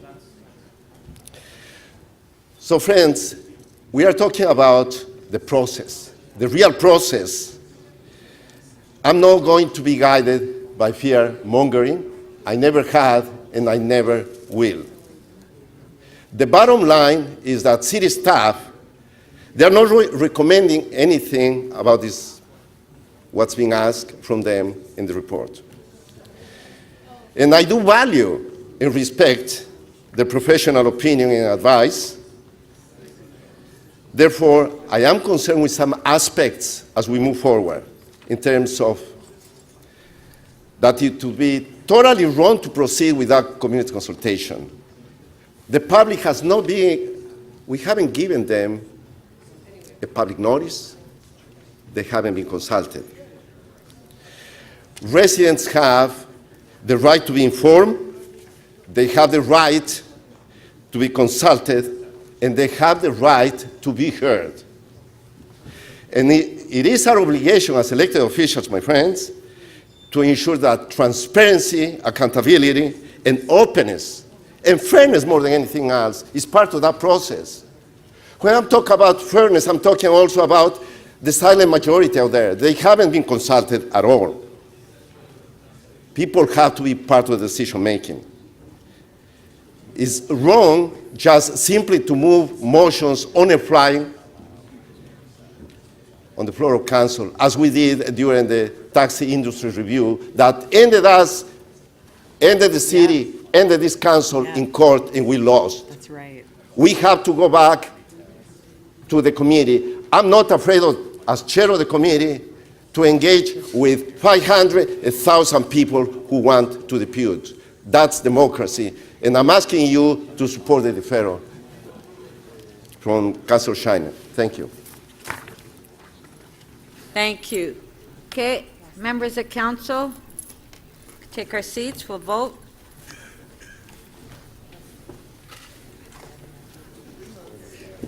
Our first motion is 2A by Councillor De Bearmaker. Recorded vote. No, Jay, you vote for it. What is it you want to separate? Vote on C and then vote on D. Okay, on C, recorded vote. I have to walk slowly because Maria's following.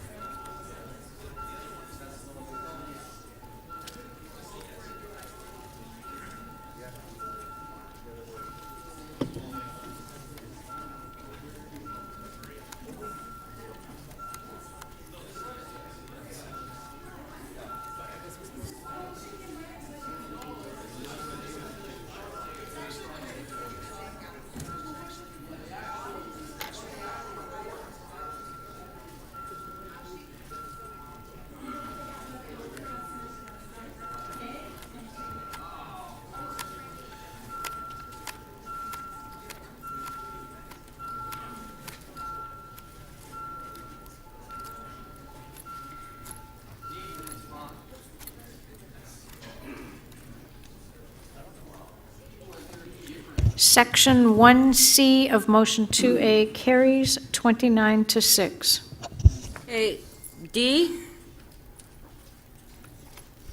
Recorded vote.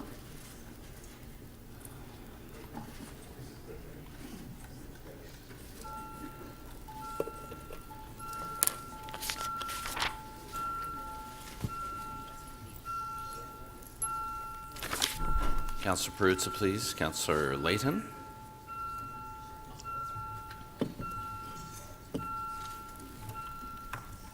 Councillor.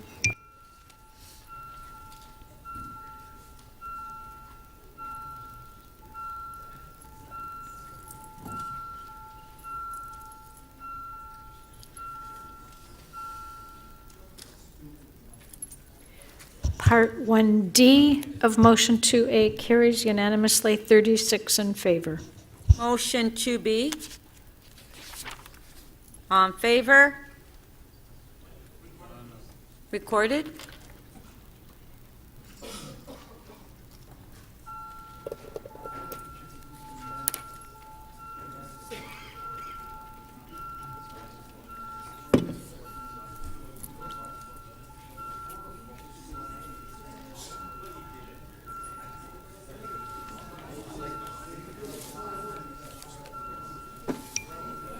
Councillor Ford, please. Councillor Cole. Councillor Perruzza, please.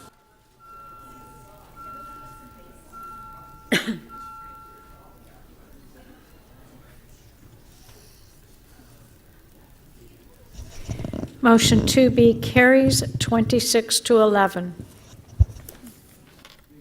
Motion 5. Recorded vote. Please, we're in the middle of a vote. Councillor DiCiano?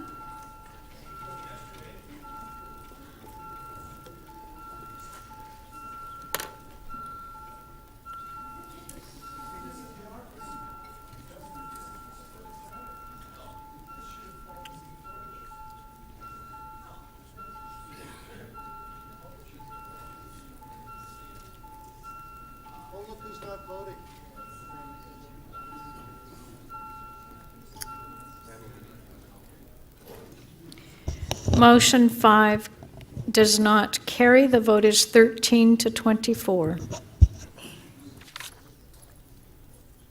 Okay, motion 3. Pardon? Sorry, motion 1. Recorded vote.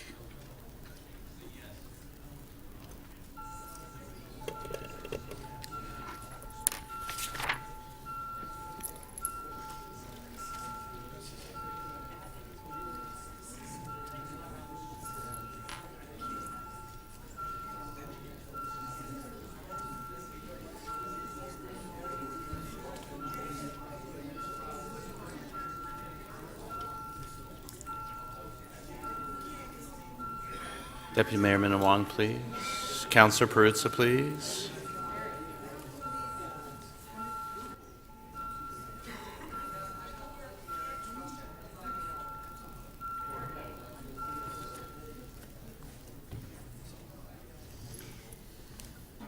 Motion 1 carries 23 to 14.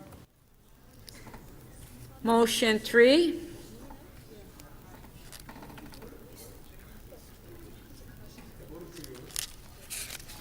Recorded vote.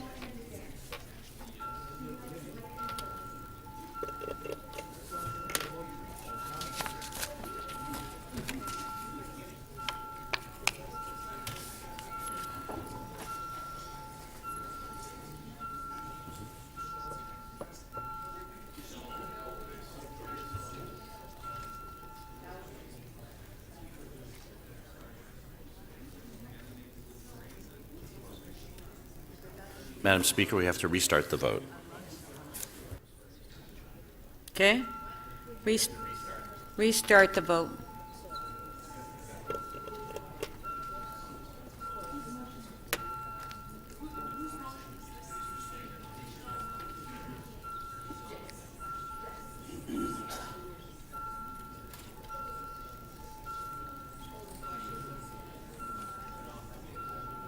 Counselor Burnside, please.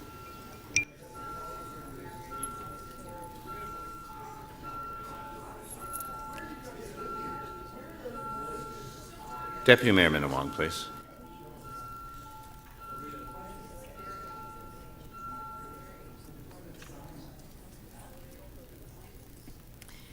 Motion 3 carries 29 to 8.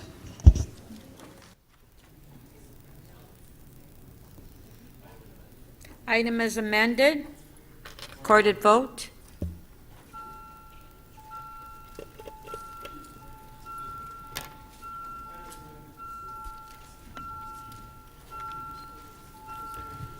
Councillor Layton, thank you. Councillor Bailao, please. Councillor Karygiannis, Councillor Carroll.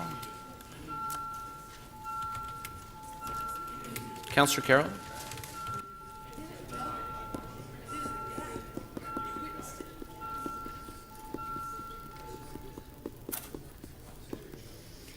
Item is amended, carries 25 to 12.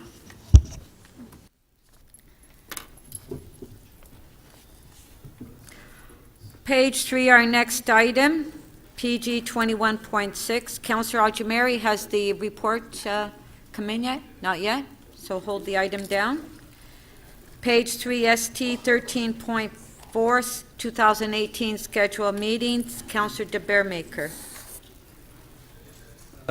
Thank you, Madam Speaker. If the clerks could put my motion on the screen. And Madam Speaker, I am just asking my colleagues on council to support the staff recommendation. So my motion is to delete the striking committee recommendations and go back to the staff recommendations which were created by the clerk's office in terms of the schedule next year. I think the bone of contention is the staff. Okay, just one sec, please. Can I get some quiet, please, in the council chambers? Okay, sorry, go ahead. Yep, through me, Madam Speaker. The staff put forward a schedule of meetings that would end at the end of July up until nomination date. This council has never by practice met after nomination date. There's a recommendation from the striking committee to have us work through all the committee meetings, all of council meetings till the very end of August during the nomination period.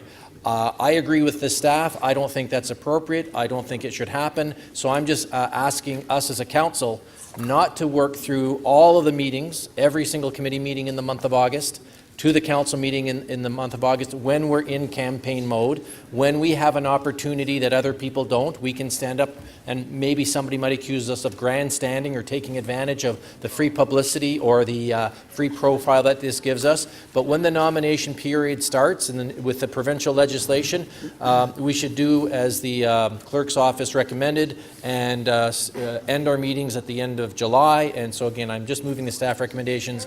I don't think we should be meeting in the month of August while we are at the same time campaigning. We don't do it in September and October. We all know where we're going to be in September and October. We'll be doing double duty. We'll be doing our regular council activities and representing people as councillors, and we'll be out canvassing every single day. I don't think that we should be doing council meetings and committee meetings in the month of August as well. So I'm just asking my colleagues on this council to go back to the staff recommendation so that there are no committee or council meetings in the month of August, as per the staff recommendation. Thank you.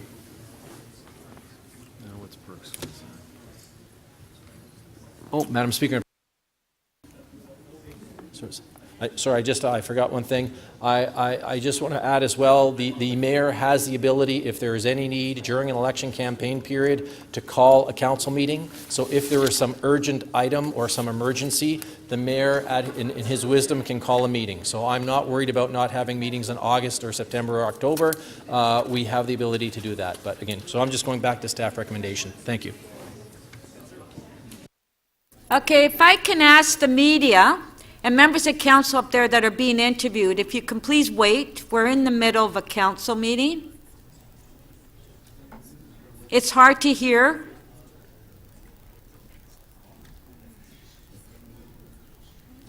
Councillor Mamalidi, please.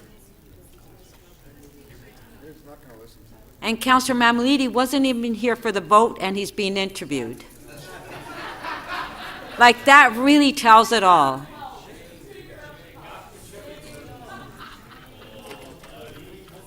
Councillor Perruzza to speak. He spoke, and then he leaves to vote. Councillor Perruzza? Can you give me my 5 seconds back? No. Thank you. Speaker, I got a motion on the screen, and here's what my motion does. Okay, there's the motion. Exactly. So as you can see here, in the overhead, maybe if I can get IT's attention and turn on this overhead and flash this page up on that screen, there it is. You see here the month of February. Our special city council meeting starts on a Monday. So what my motion would do is just simply move it over here to start on a Tuesday, and then you have 3 full days basically that are clear to deal with that. So that's the first motion. That's February. Then my second motion, or the second part of the motion, as you can see here in March, again, they've had a council meeting that starts on a Monday, and my motion would move it to the start on the Tuesday, and you have 3 full clear days where you can have that, you can do that. And there's another part to the motion, the final part to the motion is here, in July. And again, you have a city council meeting starting on a Monday, and historically we've always either started on a Tuesday or a Wednesday, and my motion would again move it to the start on the 24th, and you have 3 clear days to have the thing. Why do I do that, Speaker? Why do I do that, Speaker? I'll tell you why I do that, Speaker, because we have a tradition here of starting our meetings on a Tuesday and Wednesday, so that when you have had an opportunity to review your agenda, you have that Monday to be able to call staff, to be able to work with your staff on preparing motions, reviewing reports, getting down to the nitty-gritty, getting down to the details of what's in the agenda, and it gives us that clear day to be able to do that work. We've traditionally and historically have started meetings on a Tuesday or Wednesday precisely to do that, to give people that day before the council meeting starts the opportunity, if councillors choose, to basically be able to contact staff, follow up on reports, prepare motions, prepare amendments, and do that thoughtful review. And as you can see, the 3 meetings that my motion moves to the Tuesday has the following day, the Wednesday or the Thursday, clear, so that if the council meeting should go to 3 and 4 days, it can be easily accommodated for that. So the motion starts the meetings on a Tuesday, and basically it maintains the tradition that we have had here to be able to give people that thoughtful review. And that's why I move the motion that's before you today, Speaker, and I'm hoping that people will consider that thoughtfully. Thank you.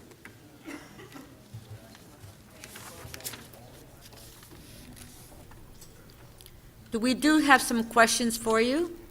Councillor Layton, 3 minutes. Yes. Sure, I'm happy to take them from my seat this time, Speaker. Thank you very much, Madam Speaker. Did you check with the clerks on the appropriateness of any of those changes? I did. In fact, the clerks worked on the agenda with me, and I think, and I don't know the reason why they're on a Monday. I wasn't given a thoughtful reason why they would be on a Monday, but I think it's just sort of being overly conservative and leaving enough days sort of, at the back end in case the meetings go longer than 2, 3, and 4 days. So, and I hate to belabor this, because I just want to be very quickly go through it, because I have heard thoughtful reasons why they've moved the dates. One is the dates in July, this wouldn't allow for a... Would it surprise you that there would be a concern that it wouldn't allow a holdover day? The 4th day would be the nomination, the last day of nominations. The first day of nomination, but we also have a council meeting after nomination day. You know that, in August. But perhaps to phrase it as a question, would it surprise you that the clerks might have a concern over? So they may have a concern over that. That wasn't expressed to me. But you do have that extra day. And if you want to vote against the July one, that's why the motion is in 3 parts. So keep the July one. If you're not comfortable with that one, leave it to the Monday. Now, but do the other 2. My question is, do you have something against the Easter long weekend? Would you prefer that we only take 3 days instead of 4? because the proposal you've made means the fourth holdover day is actually Good Friday. And so if you'd prefer to work that day, I'm quite happy to come in and work that day, but I think some of my colleagues... So in March, they have a council meeting that starts on a Monday, goes to Tuesday, goes to Wednesday. The Thursday is clear, so if you moved it to the Tuesday, you still have 3 full days of council. Like, we never ever go a fourth day, and if we do go a fourth day, when have we done that? Please, somebody stand up and tell me when we've come back here a fourth day. I believe we've done a fifth day before, but I would have to check. Rare. In fact, so rare, it's like, it's not even worth discussing. Councillor Carroll, questions? I'm following on Councillor Layton's question. I'm wondering if in your research you were made aware, or lack thereof, yes. It actually is the preference of city clerks, as I understand it, to start on Tuesdays.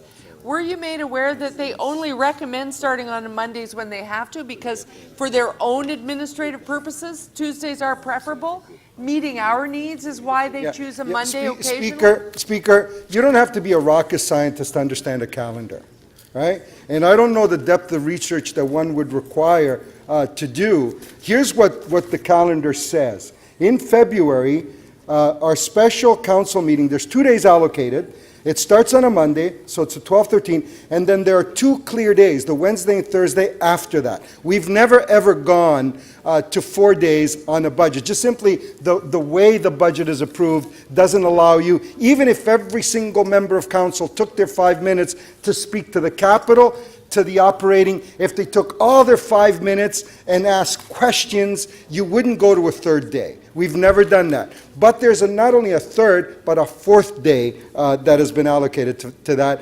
Totally unnecessary. There is no reason why that meeting from February can't start on the Tuesday, so that councillors have an opportunity to engage staff, engage their own staffs, adequately prepare, follow up, prepare their motions, their amendments, do the research that is required, the in-depth research that you're talking about, so that you come here better prepared and better able to participate in the meeting. So no reason to do that. If you're just standing up there to make a silly point, then please, by all means. So I do have a follow-up question, and like you this morning, with respect to Councillor DiCiano, I like you enough that I'm not going to stop to make a personal point of privilege right now. You're right. I am actually. You're right. I am posing a question now, Madam Speaker. Can I finish my question? Councillor Perruzza, please allow Councillor Carroll to ask the question. So I will just go on to my follow-up question, because I can, in fact, read a calendar. What I'm asking, I guess, if I want to really boil it down to its essence, is in adjusting the calendar, did you take into account the needs of anyone other than yourself and councillors? Did you take into account any staff at all and what their needs might be and what their other demands might be in proposing your changes? First, Madam Speaker, let me apologize to Councillor Carroll. Absolutely, she's absolutely right. I have a great deal of respect for her. She's a senior member of this council, and I should not have used that word. She is in no way are her questions frivolous in any way.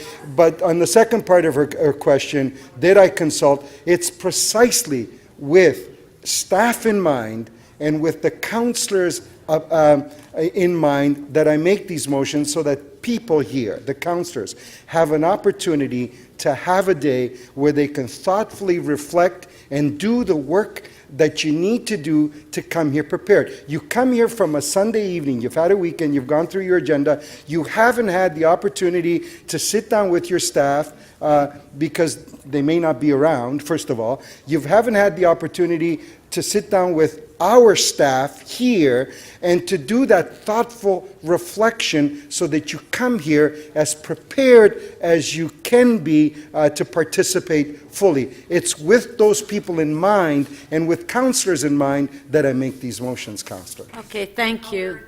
Thank you, Madam Speaker. Councillor Perks to speak. Thank you very much, Speaker. I'm going to take just a moment to speak about the motion that Councillor de Beermaker made.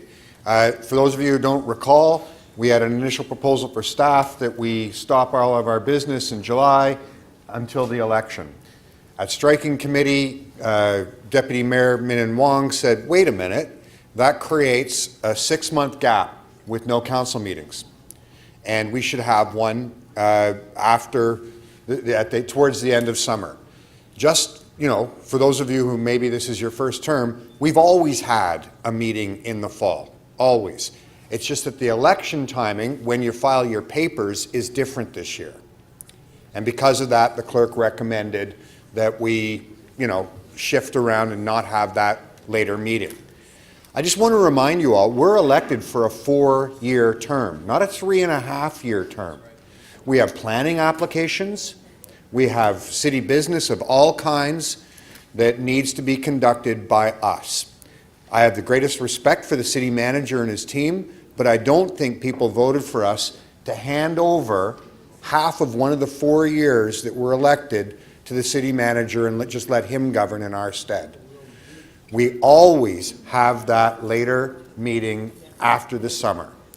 So I'm afraid I can't support Councillor de Bearmaker. I'm going to be supporting, and write these words down, I'm going to be supporting Deputy Mayor Min Wong's idea. Good for you. Councillor Mammoliti. So I'm going to move that city council meetings be scheduled for 2 days only, and that the city council be cut in half. Do you see how stupid this council chamber is becoming? Do you understand that our taxpayers are quite sick and tired of us having to deal with these kinds of issues go on hour after hour after hour, and the more substantial issues that we should be talking about are not dealt with? Now we're talking about what suits our needs with respect to 3 or 4 days of council in terms of meetings, when we all know that if we cut ourselves in half, we can also cut our time in half in terms of debate. Maybe even in 1 day we can achieve a council meeting. And that's why I move it. That's why I move it. I know, Councillor Perks, you and I just do not get along. And that's fine. And that's absolutely fine. We see each other's issues on a different level, including this one. I believe this council should be cut in half, and this motion and this topic proves that I'm right. Because now we're talking about what suits our needs with respect to 3 or 4 days of debate during an election year. When my parks are not upstanding, I'm going to keep saying it, my roads, my parks, my playgrounds, we want to spend $2 billion or $3 billion on another park in the downtown part of the city.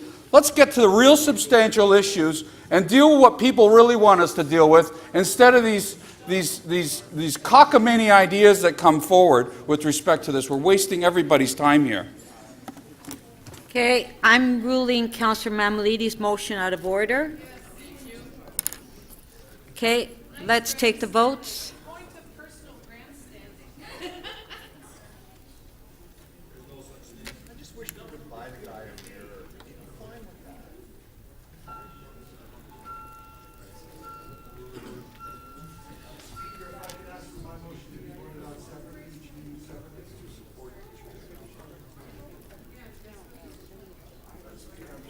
Yes, no, I heard you. I don't even have the copy of your motion.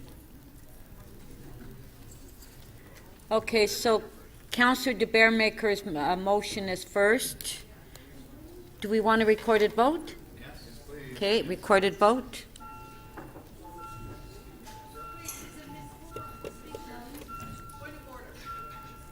Councillor Davis? Doesn't Councillor Peruzza's amend that? It's an amendment. No, it's not. It's not, Councillor Davis. Why is it? Councillor Davis, the staff are putting them.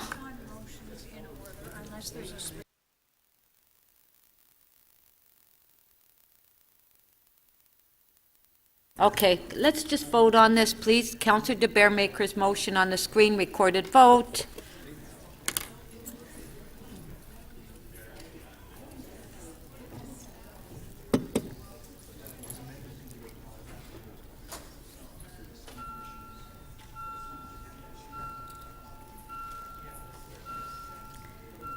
Councillor Perruzza's motion is an amendment as well. Yeah. Deputy Mayor Midamong, please. Councillor DeGiorgio, Councillor McMahon, Councillor Doucette, please.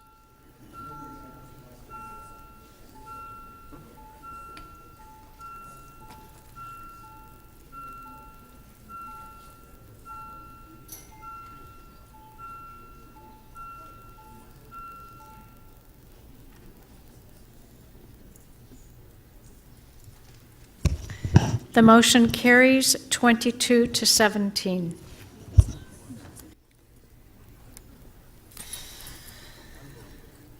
Okay, Councillor Perruzza's motion. Recorded vote.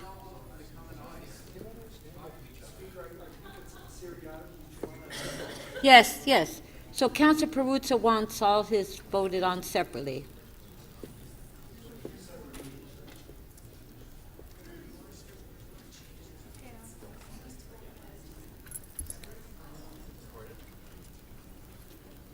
Do we want a recorded vote on that? No? Okay, all in favor? Yeah. Pardon? I've asked, do you want a recorded vote? Everybody said no.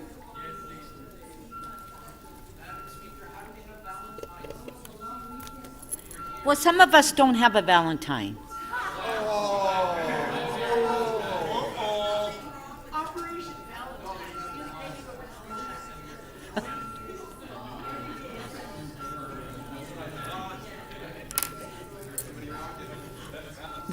Councillor Cole, please.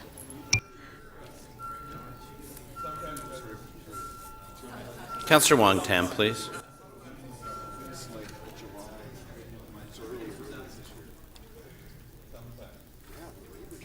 Part 1 of the motion does not carry. The vote is 11 to 26. Part 2.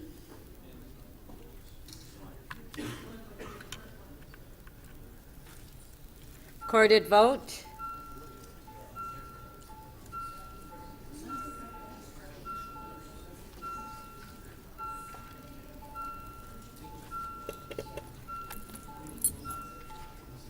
Councillor Palacio, please. I don't know what he's... Councillor Karygiannis, please. Councillor Wong Tam.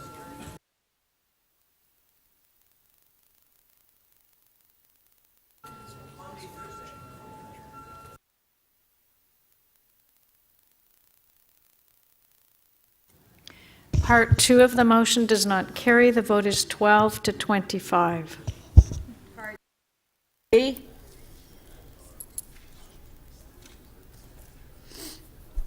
Recorded vote.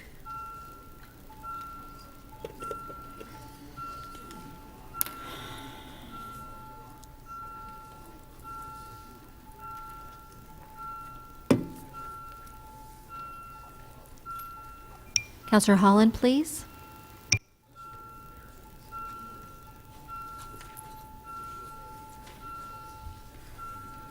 Councillor Karygiannis, please.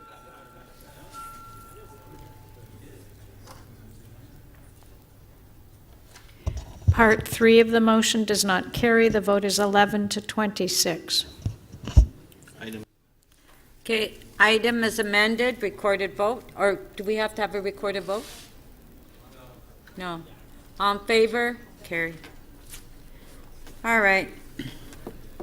Our next item on page 3 is EY 2373, 2522, 2542 Keel Street. Do we have, it's here with our recommendations, do we have questions to staff? Why is everybody getting up and leaving?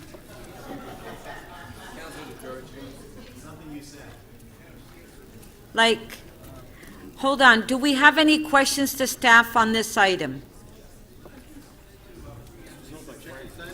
No? Okay, Councillor DeGiorgio to speak. I'd like to defer this item for one cycle. There are a number of things that are occurring over the next month that I think will impact what direction I go with this application, so I'd like to defer for 1 month. Okay, Councillor DeGiorgio would like to defer to the next meeting. All in favor? Carried. Thank you. Our next item is on page 3, NY 2343 Commercial Boulevard parking fees. Councillor Pasternak is here with our recommendations. Do we have questions to staff? Councillor Carroll. Yes, thank you, Madam Speaker. This item was before Community Council, so there was really we didn't have because it's somewhat unusual in the suburban service district. We didn't have all the expertise we needed to understand precedent. So the question is, for this boulevard parking allowance, there is the issue in the report of how many were allowed and then how many were not. My questions are primarily around the fees. What precedent do we have with respect to waiving commercial boulevard fees? The spaces are supposed to be licensed and then paid for each year, $434 per space each year. But there are some social uses inside this facility. What's the precedent for waiving the fees or reducing the fees? Do we do that on a normal basis? Thank you. Through you, Madam Speaker, as far as I know, we do not have a precedent for waiving fees for commercial boulevard parking. So it's because of the cost of managing it? Is there an extra city cost once it's in place? Whether it's childcare pickup or drop off or whatever, there is a cost to us of having this anomalous type of parking? Through you, Madam Speaker, yes, and since we try to deliver these services equitably, we charge the same fees across the city regardless of the service. Okay, so whether it's a childcare or it's a Starbucks, if you want to do that, first of all, you have to pay for the fact that you got to have ramp up to the parking spot, correct. And then you have to pay for the privilege of having it there in that anomalous fashion thereafter. $430 a year for as long as it's there without a curbstone. Correct. Okay, those are my questions, Madam Speaker. Do we have any further questions? Councillor Pasternak. Thank you, Madam Speaker. I think mine would be to the city manager. When we look at general policies of helping either social procurement or commerce, below market rent, tax forgiveness, subsidies at rebates, before those policies were brought into place, when we first brought them in, wouldn't that be, could you consider those to be precedents? Yes, we would consider them to be precedents. Thank you very much.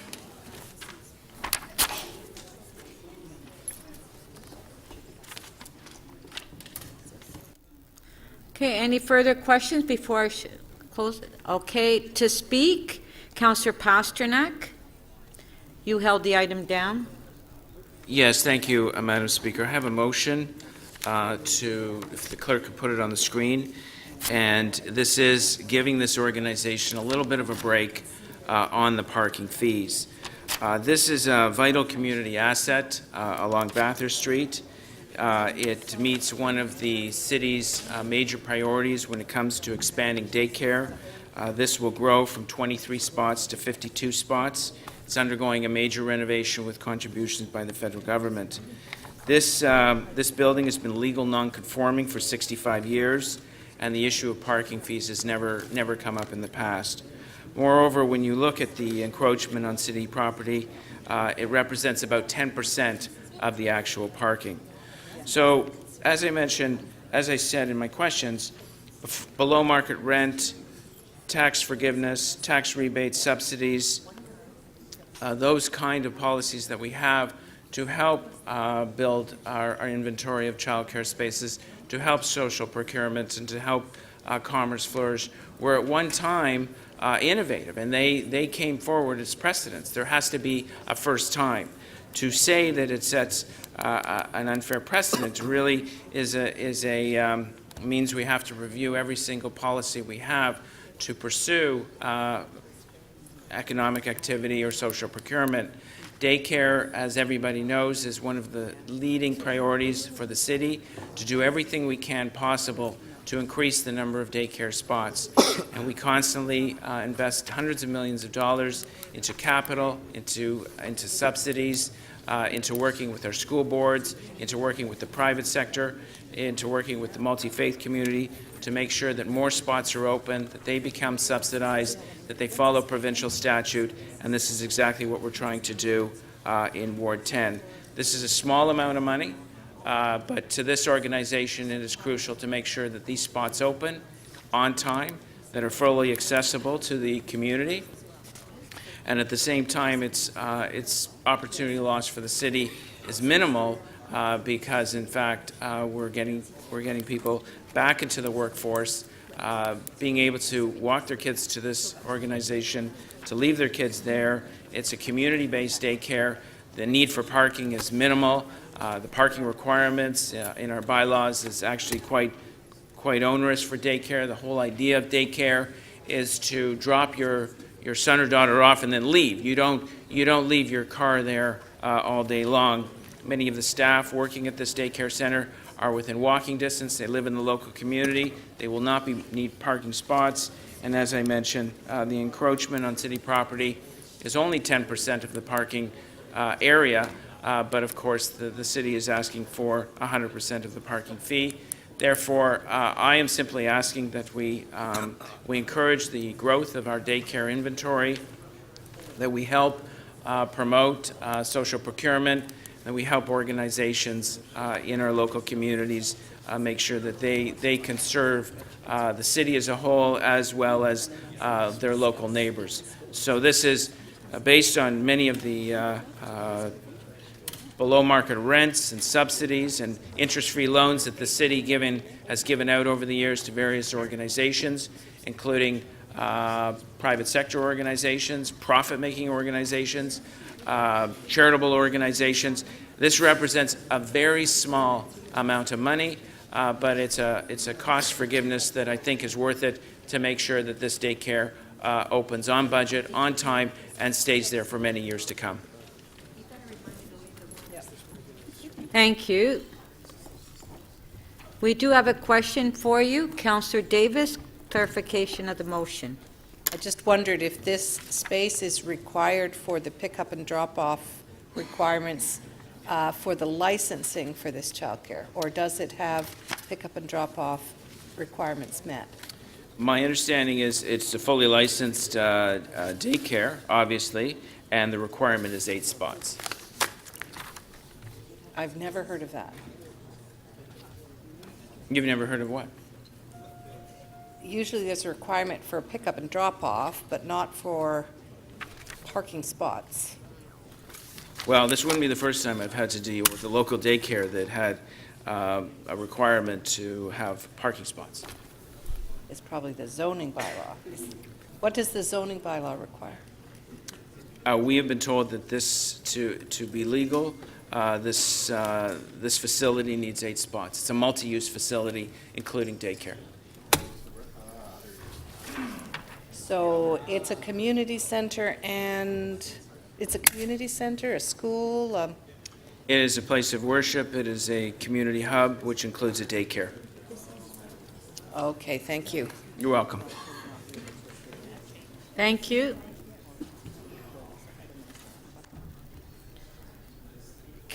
Councillor Carroll. Thank you, Madam Speaker. Madam Speaker, you may wonder why this is even before you.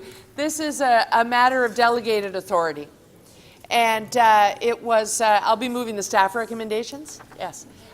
Sorry about that. Thank you. The staff recommendation that was before us, the staff report asking us to allow this boulevard parking, because we have to do that. Anytime we're going to do this, we have to allow it. But when we allow it, this is an anomalous situation because we don't like to have commercial boulevard parking. Where we do, we charge for it because it has an impact. It has impacts on snow removal thereafter, on enforcement thereafter. It's a costly endeavor to allow this anomalous type of parking.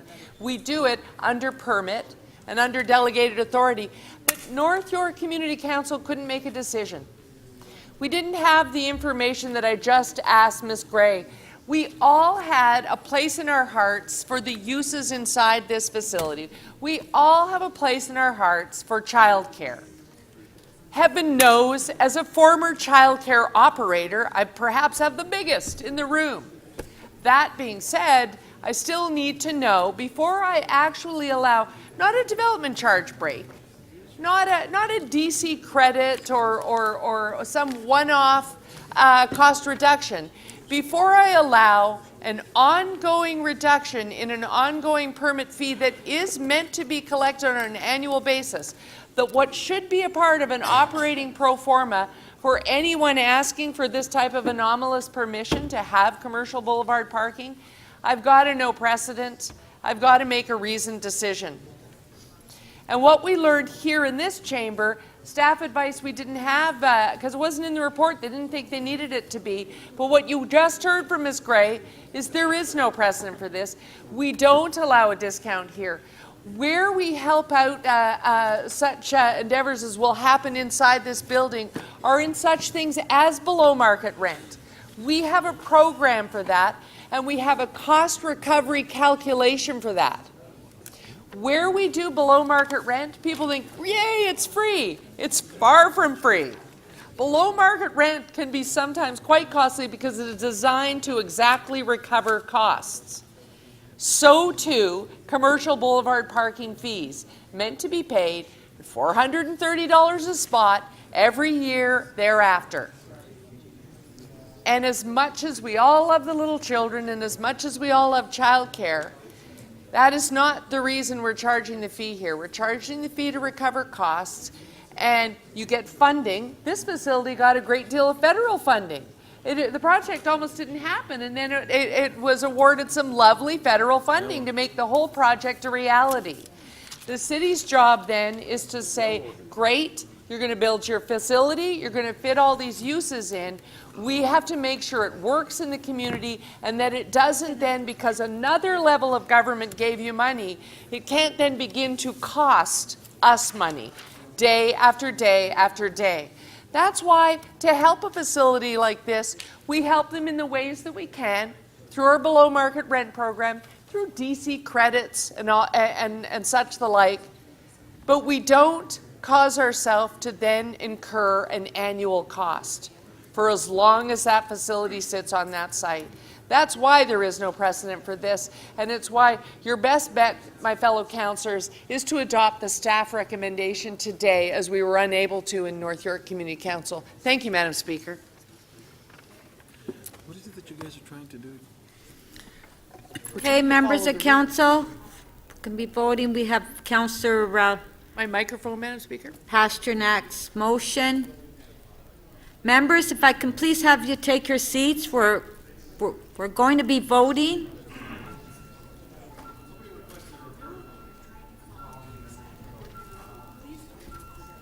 Councillor Bailao,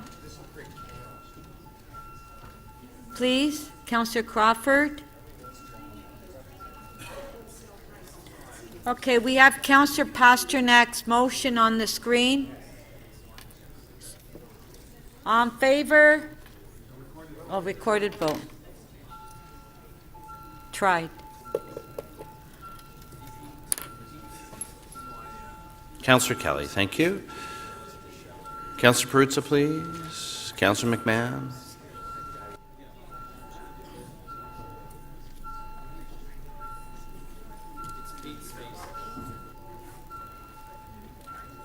Councillor Perruzza, please.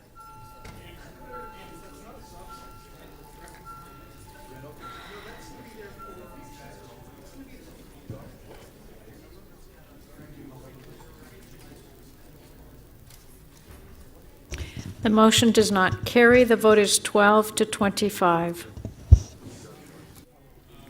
Okay. So on the item on the staff yeah, that's the staff, right? Okay. Do you want recorded vote on this?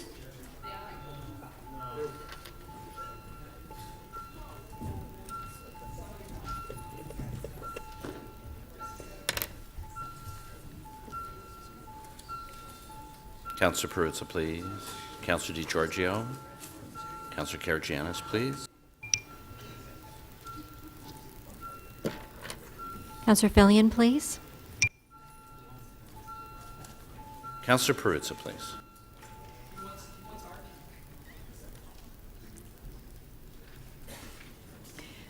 The motion carries 37-2.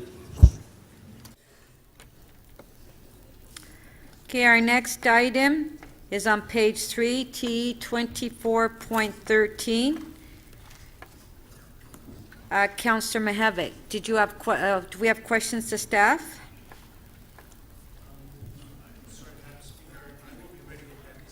I promise you, first thing this afternoon. I think we're deferring it for one cycle. Yes, okay.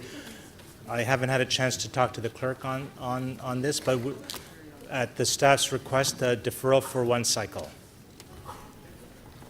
Can we Okay. do it? Okay. So, Councillor Mihevik is asking to defer it for one cycle. All in favor? This is page 3, T 24.13. All in favor? Carried. Councillor Aljamari, do we have your report yet? No?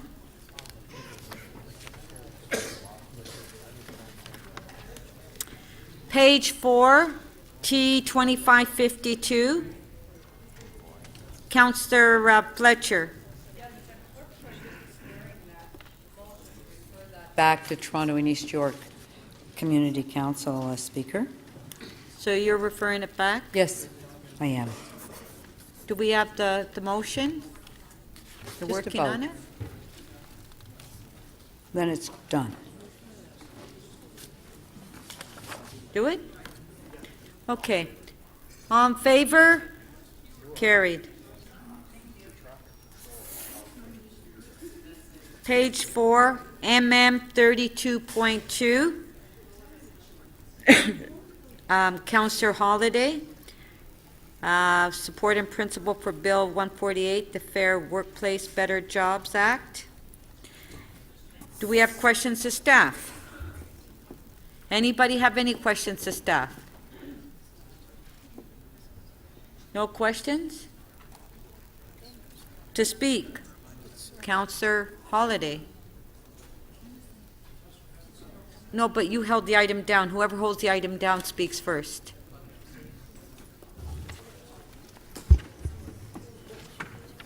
Thank you, Speaker. Okay. I won't be supporting this, and frankly, this is an Ontario bill where we seem to be offering some comments, and I won't be using the people's time on this. Which one is this? This one? Fair workplace. Okay, we're on page 4, Councillor Campbell. I got it. Councillor Mihevik to speak. This item? Yes, I do have a quick motion that was recommended to me by some folks who are active on the campaign to support the provincial government's direction, and it really is around equal pay provisions in the legislation. And, you know, very briefly, I think we all believe here that if someone puts in an honest day's work, they should get an honest day's pay. And that really, at the essence, is what the campaign is really about. I think the provincial government listened to that, listened to folks in Toronto and across the province, and frankly, I think we should have their back on it. And that's why I'm urging my colleagues to support this. Enough said.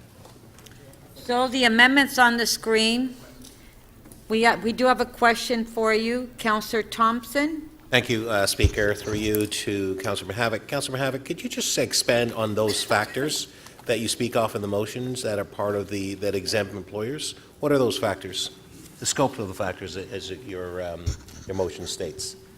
I can speak to the second one well. It's around equal pay for work of equal value. That's to support women. I know that and one, it's yeah. scheduling provisions around long, consistent shifts with regular notice is around scheduling provisions. Thank you. Councillor Robinson. questions? Yeah, I have a question for Councillor Mahavik. So this is a member's motion. It hasn't gone through committee or, it's just from the last council meeting. It's a member's motion? Yes. It's not based on staff, it's not a staff report, or there's no background, or? No. So basically, it's the province of Ontario that has put forward the legislation. This is our chance basically to indicate that we are supportive of the provincial government's direction. And so there's no data or any financial impacts outlined here in your member's motion? You mean for us as a city? Yeah. No, broadly. Because the economy of the city is important, so. Yeah, no, absolutely. There, as with every issue of this kind, there are think tanks on both sides of it, and there are experiences from other jurisdictions as well. I could refer you to some of that. It would take me a little bit of research, but there have been many economists that have said that this is the right thing to do, and there have been some economists that point in a different direction. So you're asking us today to, through a member's motion, without any staff report or data or evidence or anything behind this, you're asking us to support minimum wage? You're asking council today, I just want clarification, you're asking council today to vote for minimum wage? Yes, as a value proposition, saying that people who work a full day should be able to live on the wages that they earn. Okay, thank you. Not be impoverished. Thank you.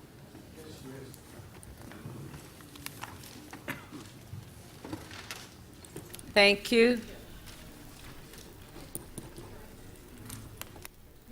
Do we have any further speakers? No, okay, so on the amendment? Recorded vote. Mary.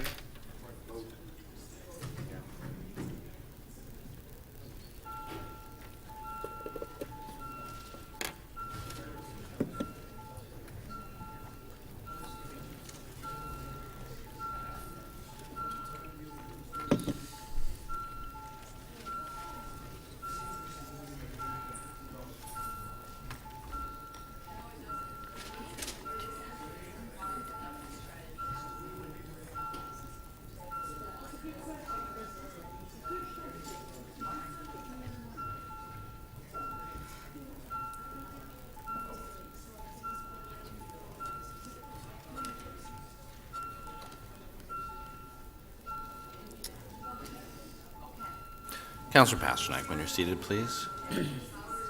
Councillor Shiner, thank you very much.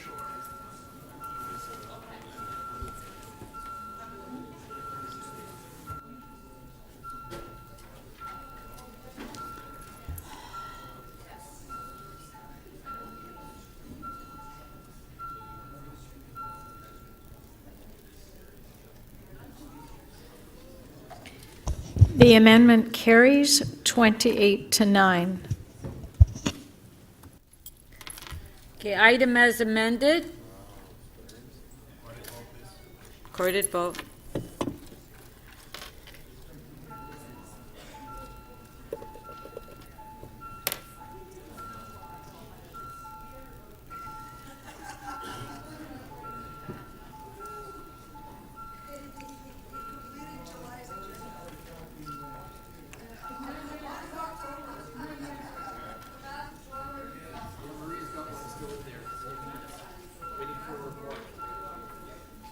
Councillor Holland, Councillor Fletcher, Councillor Fragadakis, and Councillor Mahavik, please.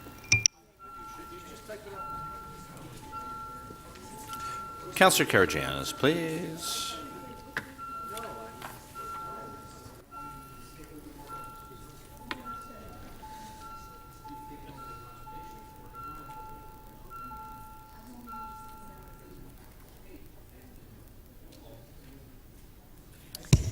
The item is amended, carries 30-8. Okay, thank you.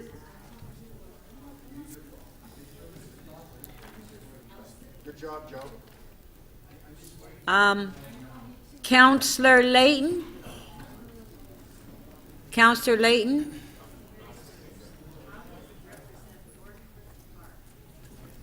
Okay. Our next item then is page 4, EX 27.5. Councillor Shan, you held the item down. Are there any questions to staff on world events? Because Councillor Layton's not here.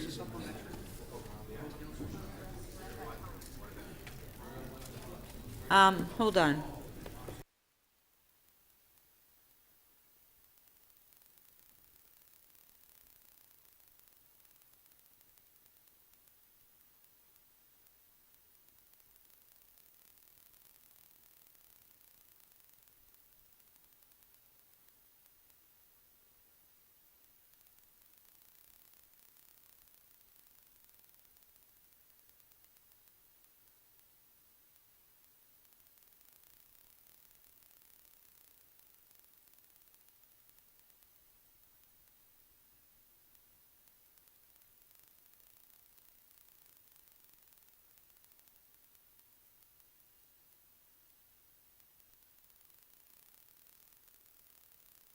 Is Councillor Layton around? I just texted.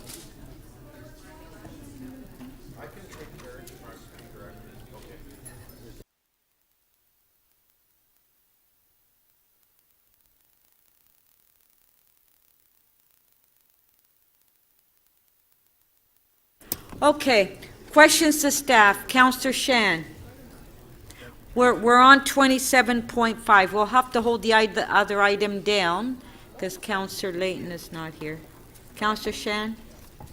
Thank you, Madam Speaker. I am not too sure who the right staff person would be. I just want to know if this motion passes, particularly the Section A, does that mean that if at a civic center, if we were to hold an event remembering a genocide or a massacre, it has to be one of those that's listed by the federal government, acknowledged by the federal government? Yes. So if a community wants to, so basically if I reverse the question, if a community is wanting to commemorate at a civic center a genocide that is not federally recognized, then we would ban them from doing that at a community civic center.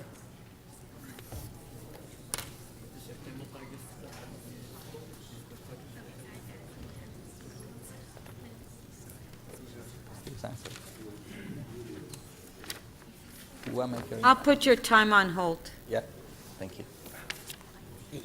But the city is not recognizing. If the city does not recognize the event, yes, the community could still rent the space. And they would be permitted. So they would be permitted to. Where am I hearing the answer from, sir? Okay, thank you. Would city councillors who participate in those events or organize such events be prevented from doing that if this Part A passes? No. So what does this motion actually do then? So if I bring a motion to the floor about a remembrance, about a massacre that happened, and if it's not in the federal list, would I be ruled out of order if I were to do that? Yes. Okay, so that's one of the implications of the first one. So none of the councillors would be able to bring any motion forward about a remembrance or about a massacre unless it's recognized by the federal government. That's the intent of the policy, yes. Okay. What else does it prevent us from doing? That's one thing. Is there any other things that it prevents us from doing?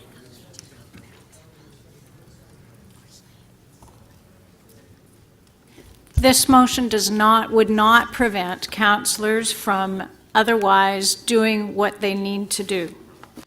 If a group of staff at a particular department organize a memorial as city staff for a massacre that has happened, it's not federally recognized, would they be penalized as a result of this motion?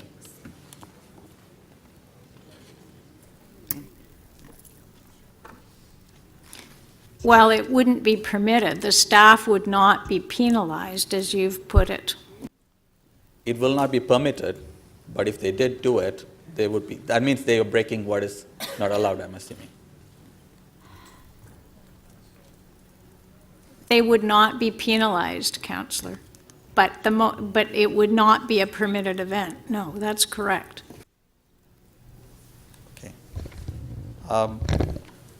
So what is the rationale for depending on the federal jurisdiction for us to figure out if something needs to be recognized or not? Because I've seen here that we've just passed a motion that deals with the provincial issue that the councillors want to support. There are genocides that have started from municipal level and then got recognized at federal level. So can you tell us why we have decided to go this route? These motions pose a very difficult situation on the floor of council and in the communities. The federal government is the most appropriate authority on matters of global affairs in this country. Foreign affairs policies and those priorities fall within federal jurisdiction, and Parliament considers those matters. Commemorative recognition of an event not recognized at the federal level ends up with council being embroiled potentially in foreign policy matters, which are very difficult for council to deal with. How is this different from a number of other motions we have seen that deal with other levels of jurisdictions? Like setting our budget. This is a matter which clearly falls within the federal jurisdiction. They have guidelines. The difficulty we've had at council and as staff is that there are currently no guidelines in place. The federal government does have these, and they assist in answering the questions that council always has when it deals with these matters. Thank you. Okay, that was your last question. Thank you. Councillor Karygiannis? Thank you, Madam Speaker. Through you to staff, you've said that the federal government, Parliament, has guidelines. Would you be surprised if I were to tell you that they don't? Would you be surprised if I told you that in 2004, the Armenian genocide, there was a motion on the floor in the House of Commons against the wishes of the government of the day, and it was passed. They didn't have any regulations. Would you be surprised? I was there. I moved the motion forward. Councillor, what they have developed is a framework which can guide this council into how these matters are recognized and dealt with. Would you be able to please give me the web link of the federal government that states that? There are several that have fallen within both the federal jurisdiction as well as been approved by the Parliament of Canada. Madam City Clerk, through the chair, all due respect, if they have guidelines, they must be published somewhere. Would you have that? Can we put it up on the board, please? We don't have the link with us, no, Councillor. Is there such a link that your office has seen? Is there such a link that you can point me to, please? Through the chair. Please. Yeah. There are actions which the federal government and the Parliament of Canada have undertaken which set out the guidelines that are before this council. Through the chair, all due respect, what you're trying to accomplish here today, is there on the parliamentary website of the Government of Canada such a link or such guidance that shows what is and what isn't? And if there is, would you please be able to provide it for us? We have discussed with staff of various federal departments and parliamentary officers. There is no one site. Okay. But there are several decisions which guide the policy which has been created for council. Would you be surprised if I was to tell you that those decisions are made not by elected officials, but staff and bureaucrats, and the push and the levers that they have and trade negotiations that they're doing with the countries that they're in, that affects? I can't provide that answer, Councillor. Okay. Would you be surprised that when the motion about the recognition of Armenia was being placed forward, that the ambassador of the day, the appointed ambassador, went to the Turks, and they said, don't worry about what Parliament is doing, I have my own vision. Point of order, Council. And I don't think our clerk can answer these questions. She's been very clear on that. I don't think that's for our clerks to answer those questions that my friend's bringing forward. Okay, Councillor Karygiannis. Chair, I please think it's ask a fair. question. I think it's fair, those questions, because we're asked by staff and we're guided to follow a model that certainly does not exist. There's no such parameters in the federal government that say what happens and what does not happen. Okay. I still have to get a clear answer if there is guidelines. Councillor, I didn't see them when I was a member of Parliament for a quarter century. Councillor, the staff have commented and answered your questions. Do you have any new questions? Yes, I do. Okay, please. Definitely. This chamber last year passed the Pontian genocide, and we all decided which way to go. Now, I understand because we had a report that you requested. How would this change what happened last year to what's going to happen in the future? Why do we have a report that shackles us and puts us in a bind in decisions that this body needs to make? That particular matter is still before the Senate, as I understand it. Through the chair to you, that matter is indeed in front of the Senate. However, that was passed here. Why should in the future, if somebody wants to bring something here, anything changes? And why do we particularly close in on this and we do not have other motions with other stuff that the federal government or the provincial government is doing, and we make motions here giving them directions of what we want? What is there difference between those motions that we do here and this motion, or or this particular item? This is your last question. Madam Speaker, Council asked the City Clerk's office to take a look and bring back a recommended framework to assist Council in deciding on these matters, which do involve foreign policy. And so that is what we have done, and this is the framework that we have come up with. Thank you. Councillor Wong Tam. Thank you very much, Madam Speaker, and through you to our staff. I recognize that the report is trying to help us define genocide and massacre, or at least try to determine some parameters on how you would recognize events as a genocide or a massacre. Can you tell me the difference between a genocide and a massacre?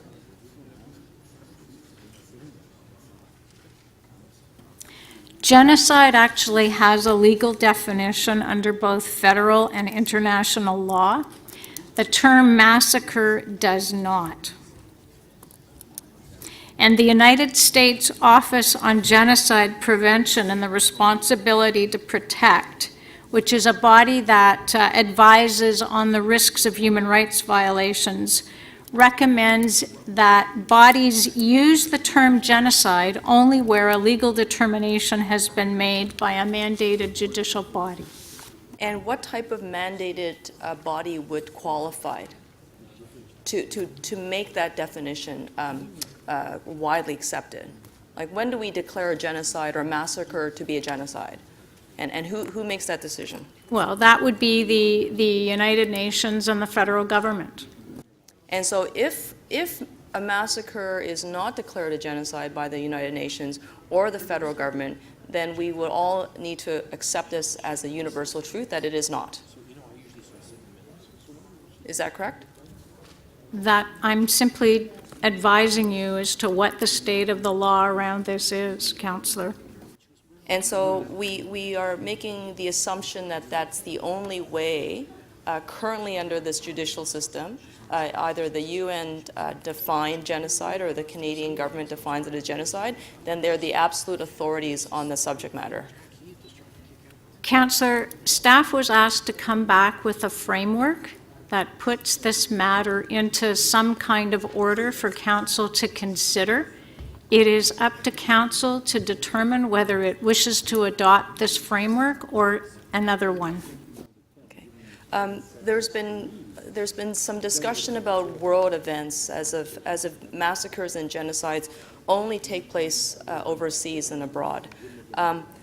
How does the cultural genocide committed against Indigenous people through the 60s SCOOP, the residential school program, colonization, how do we fit that into the sort of neat and tidy discussion box that we're trying to create here?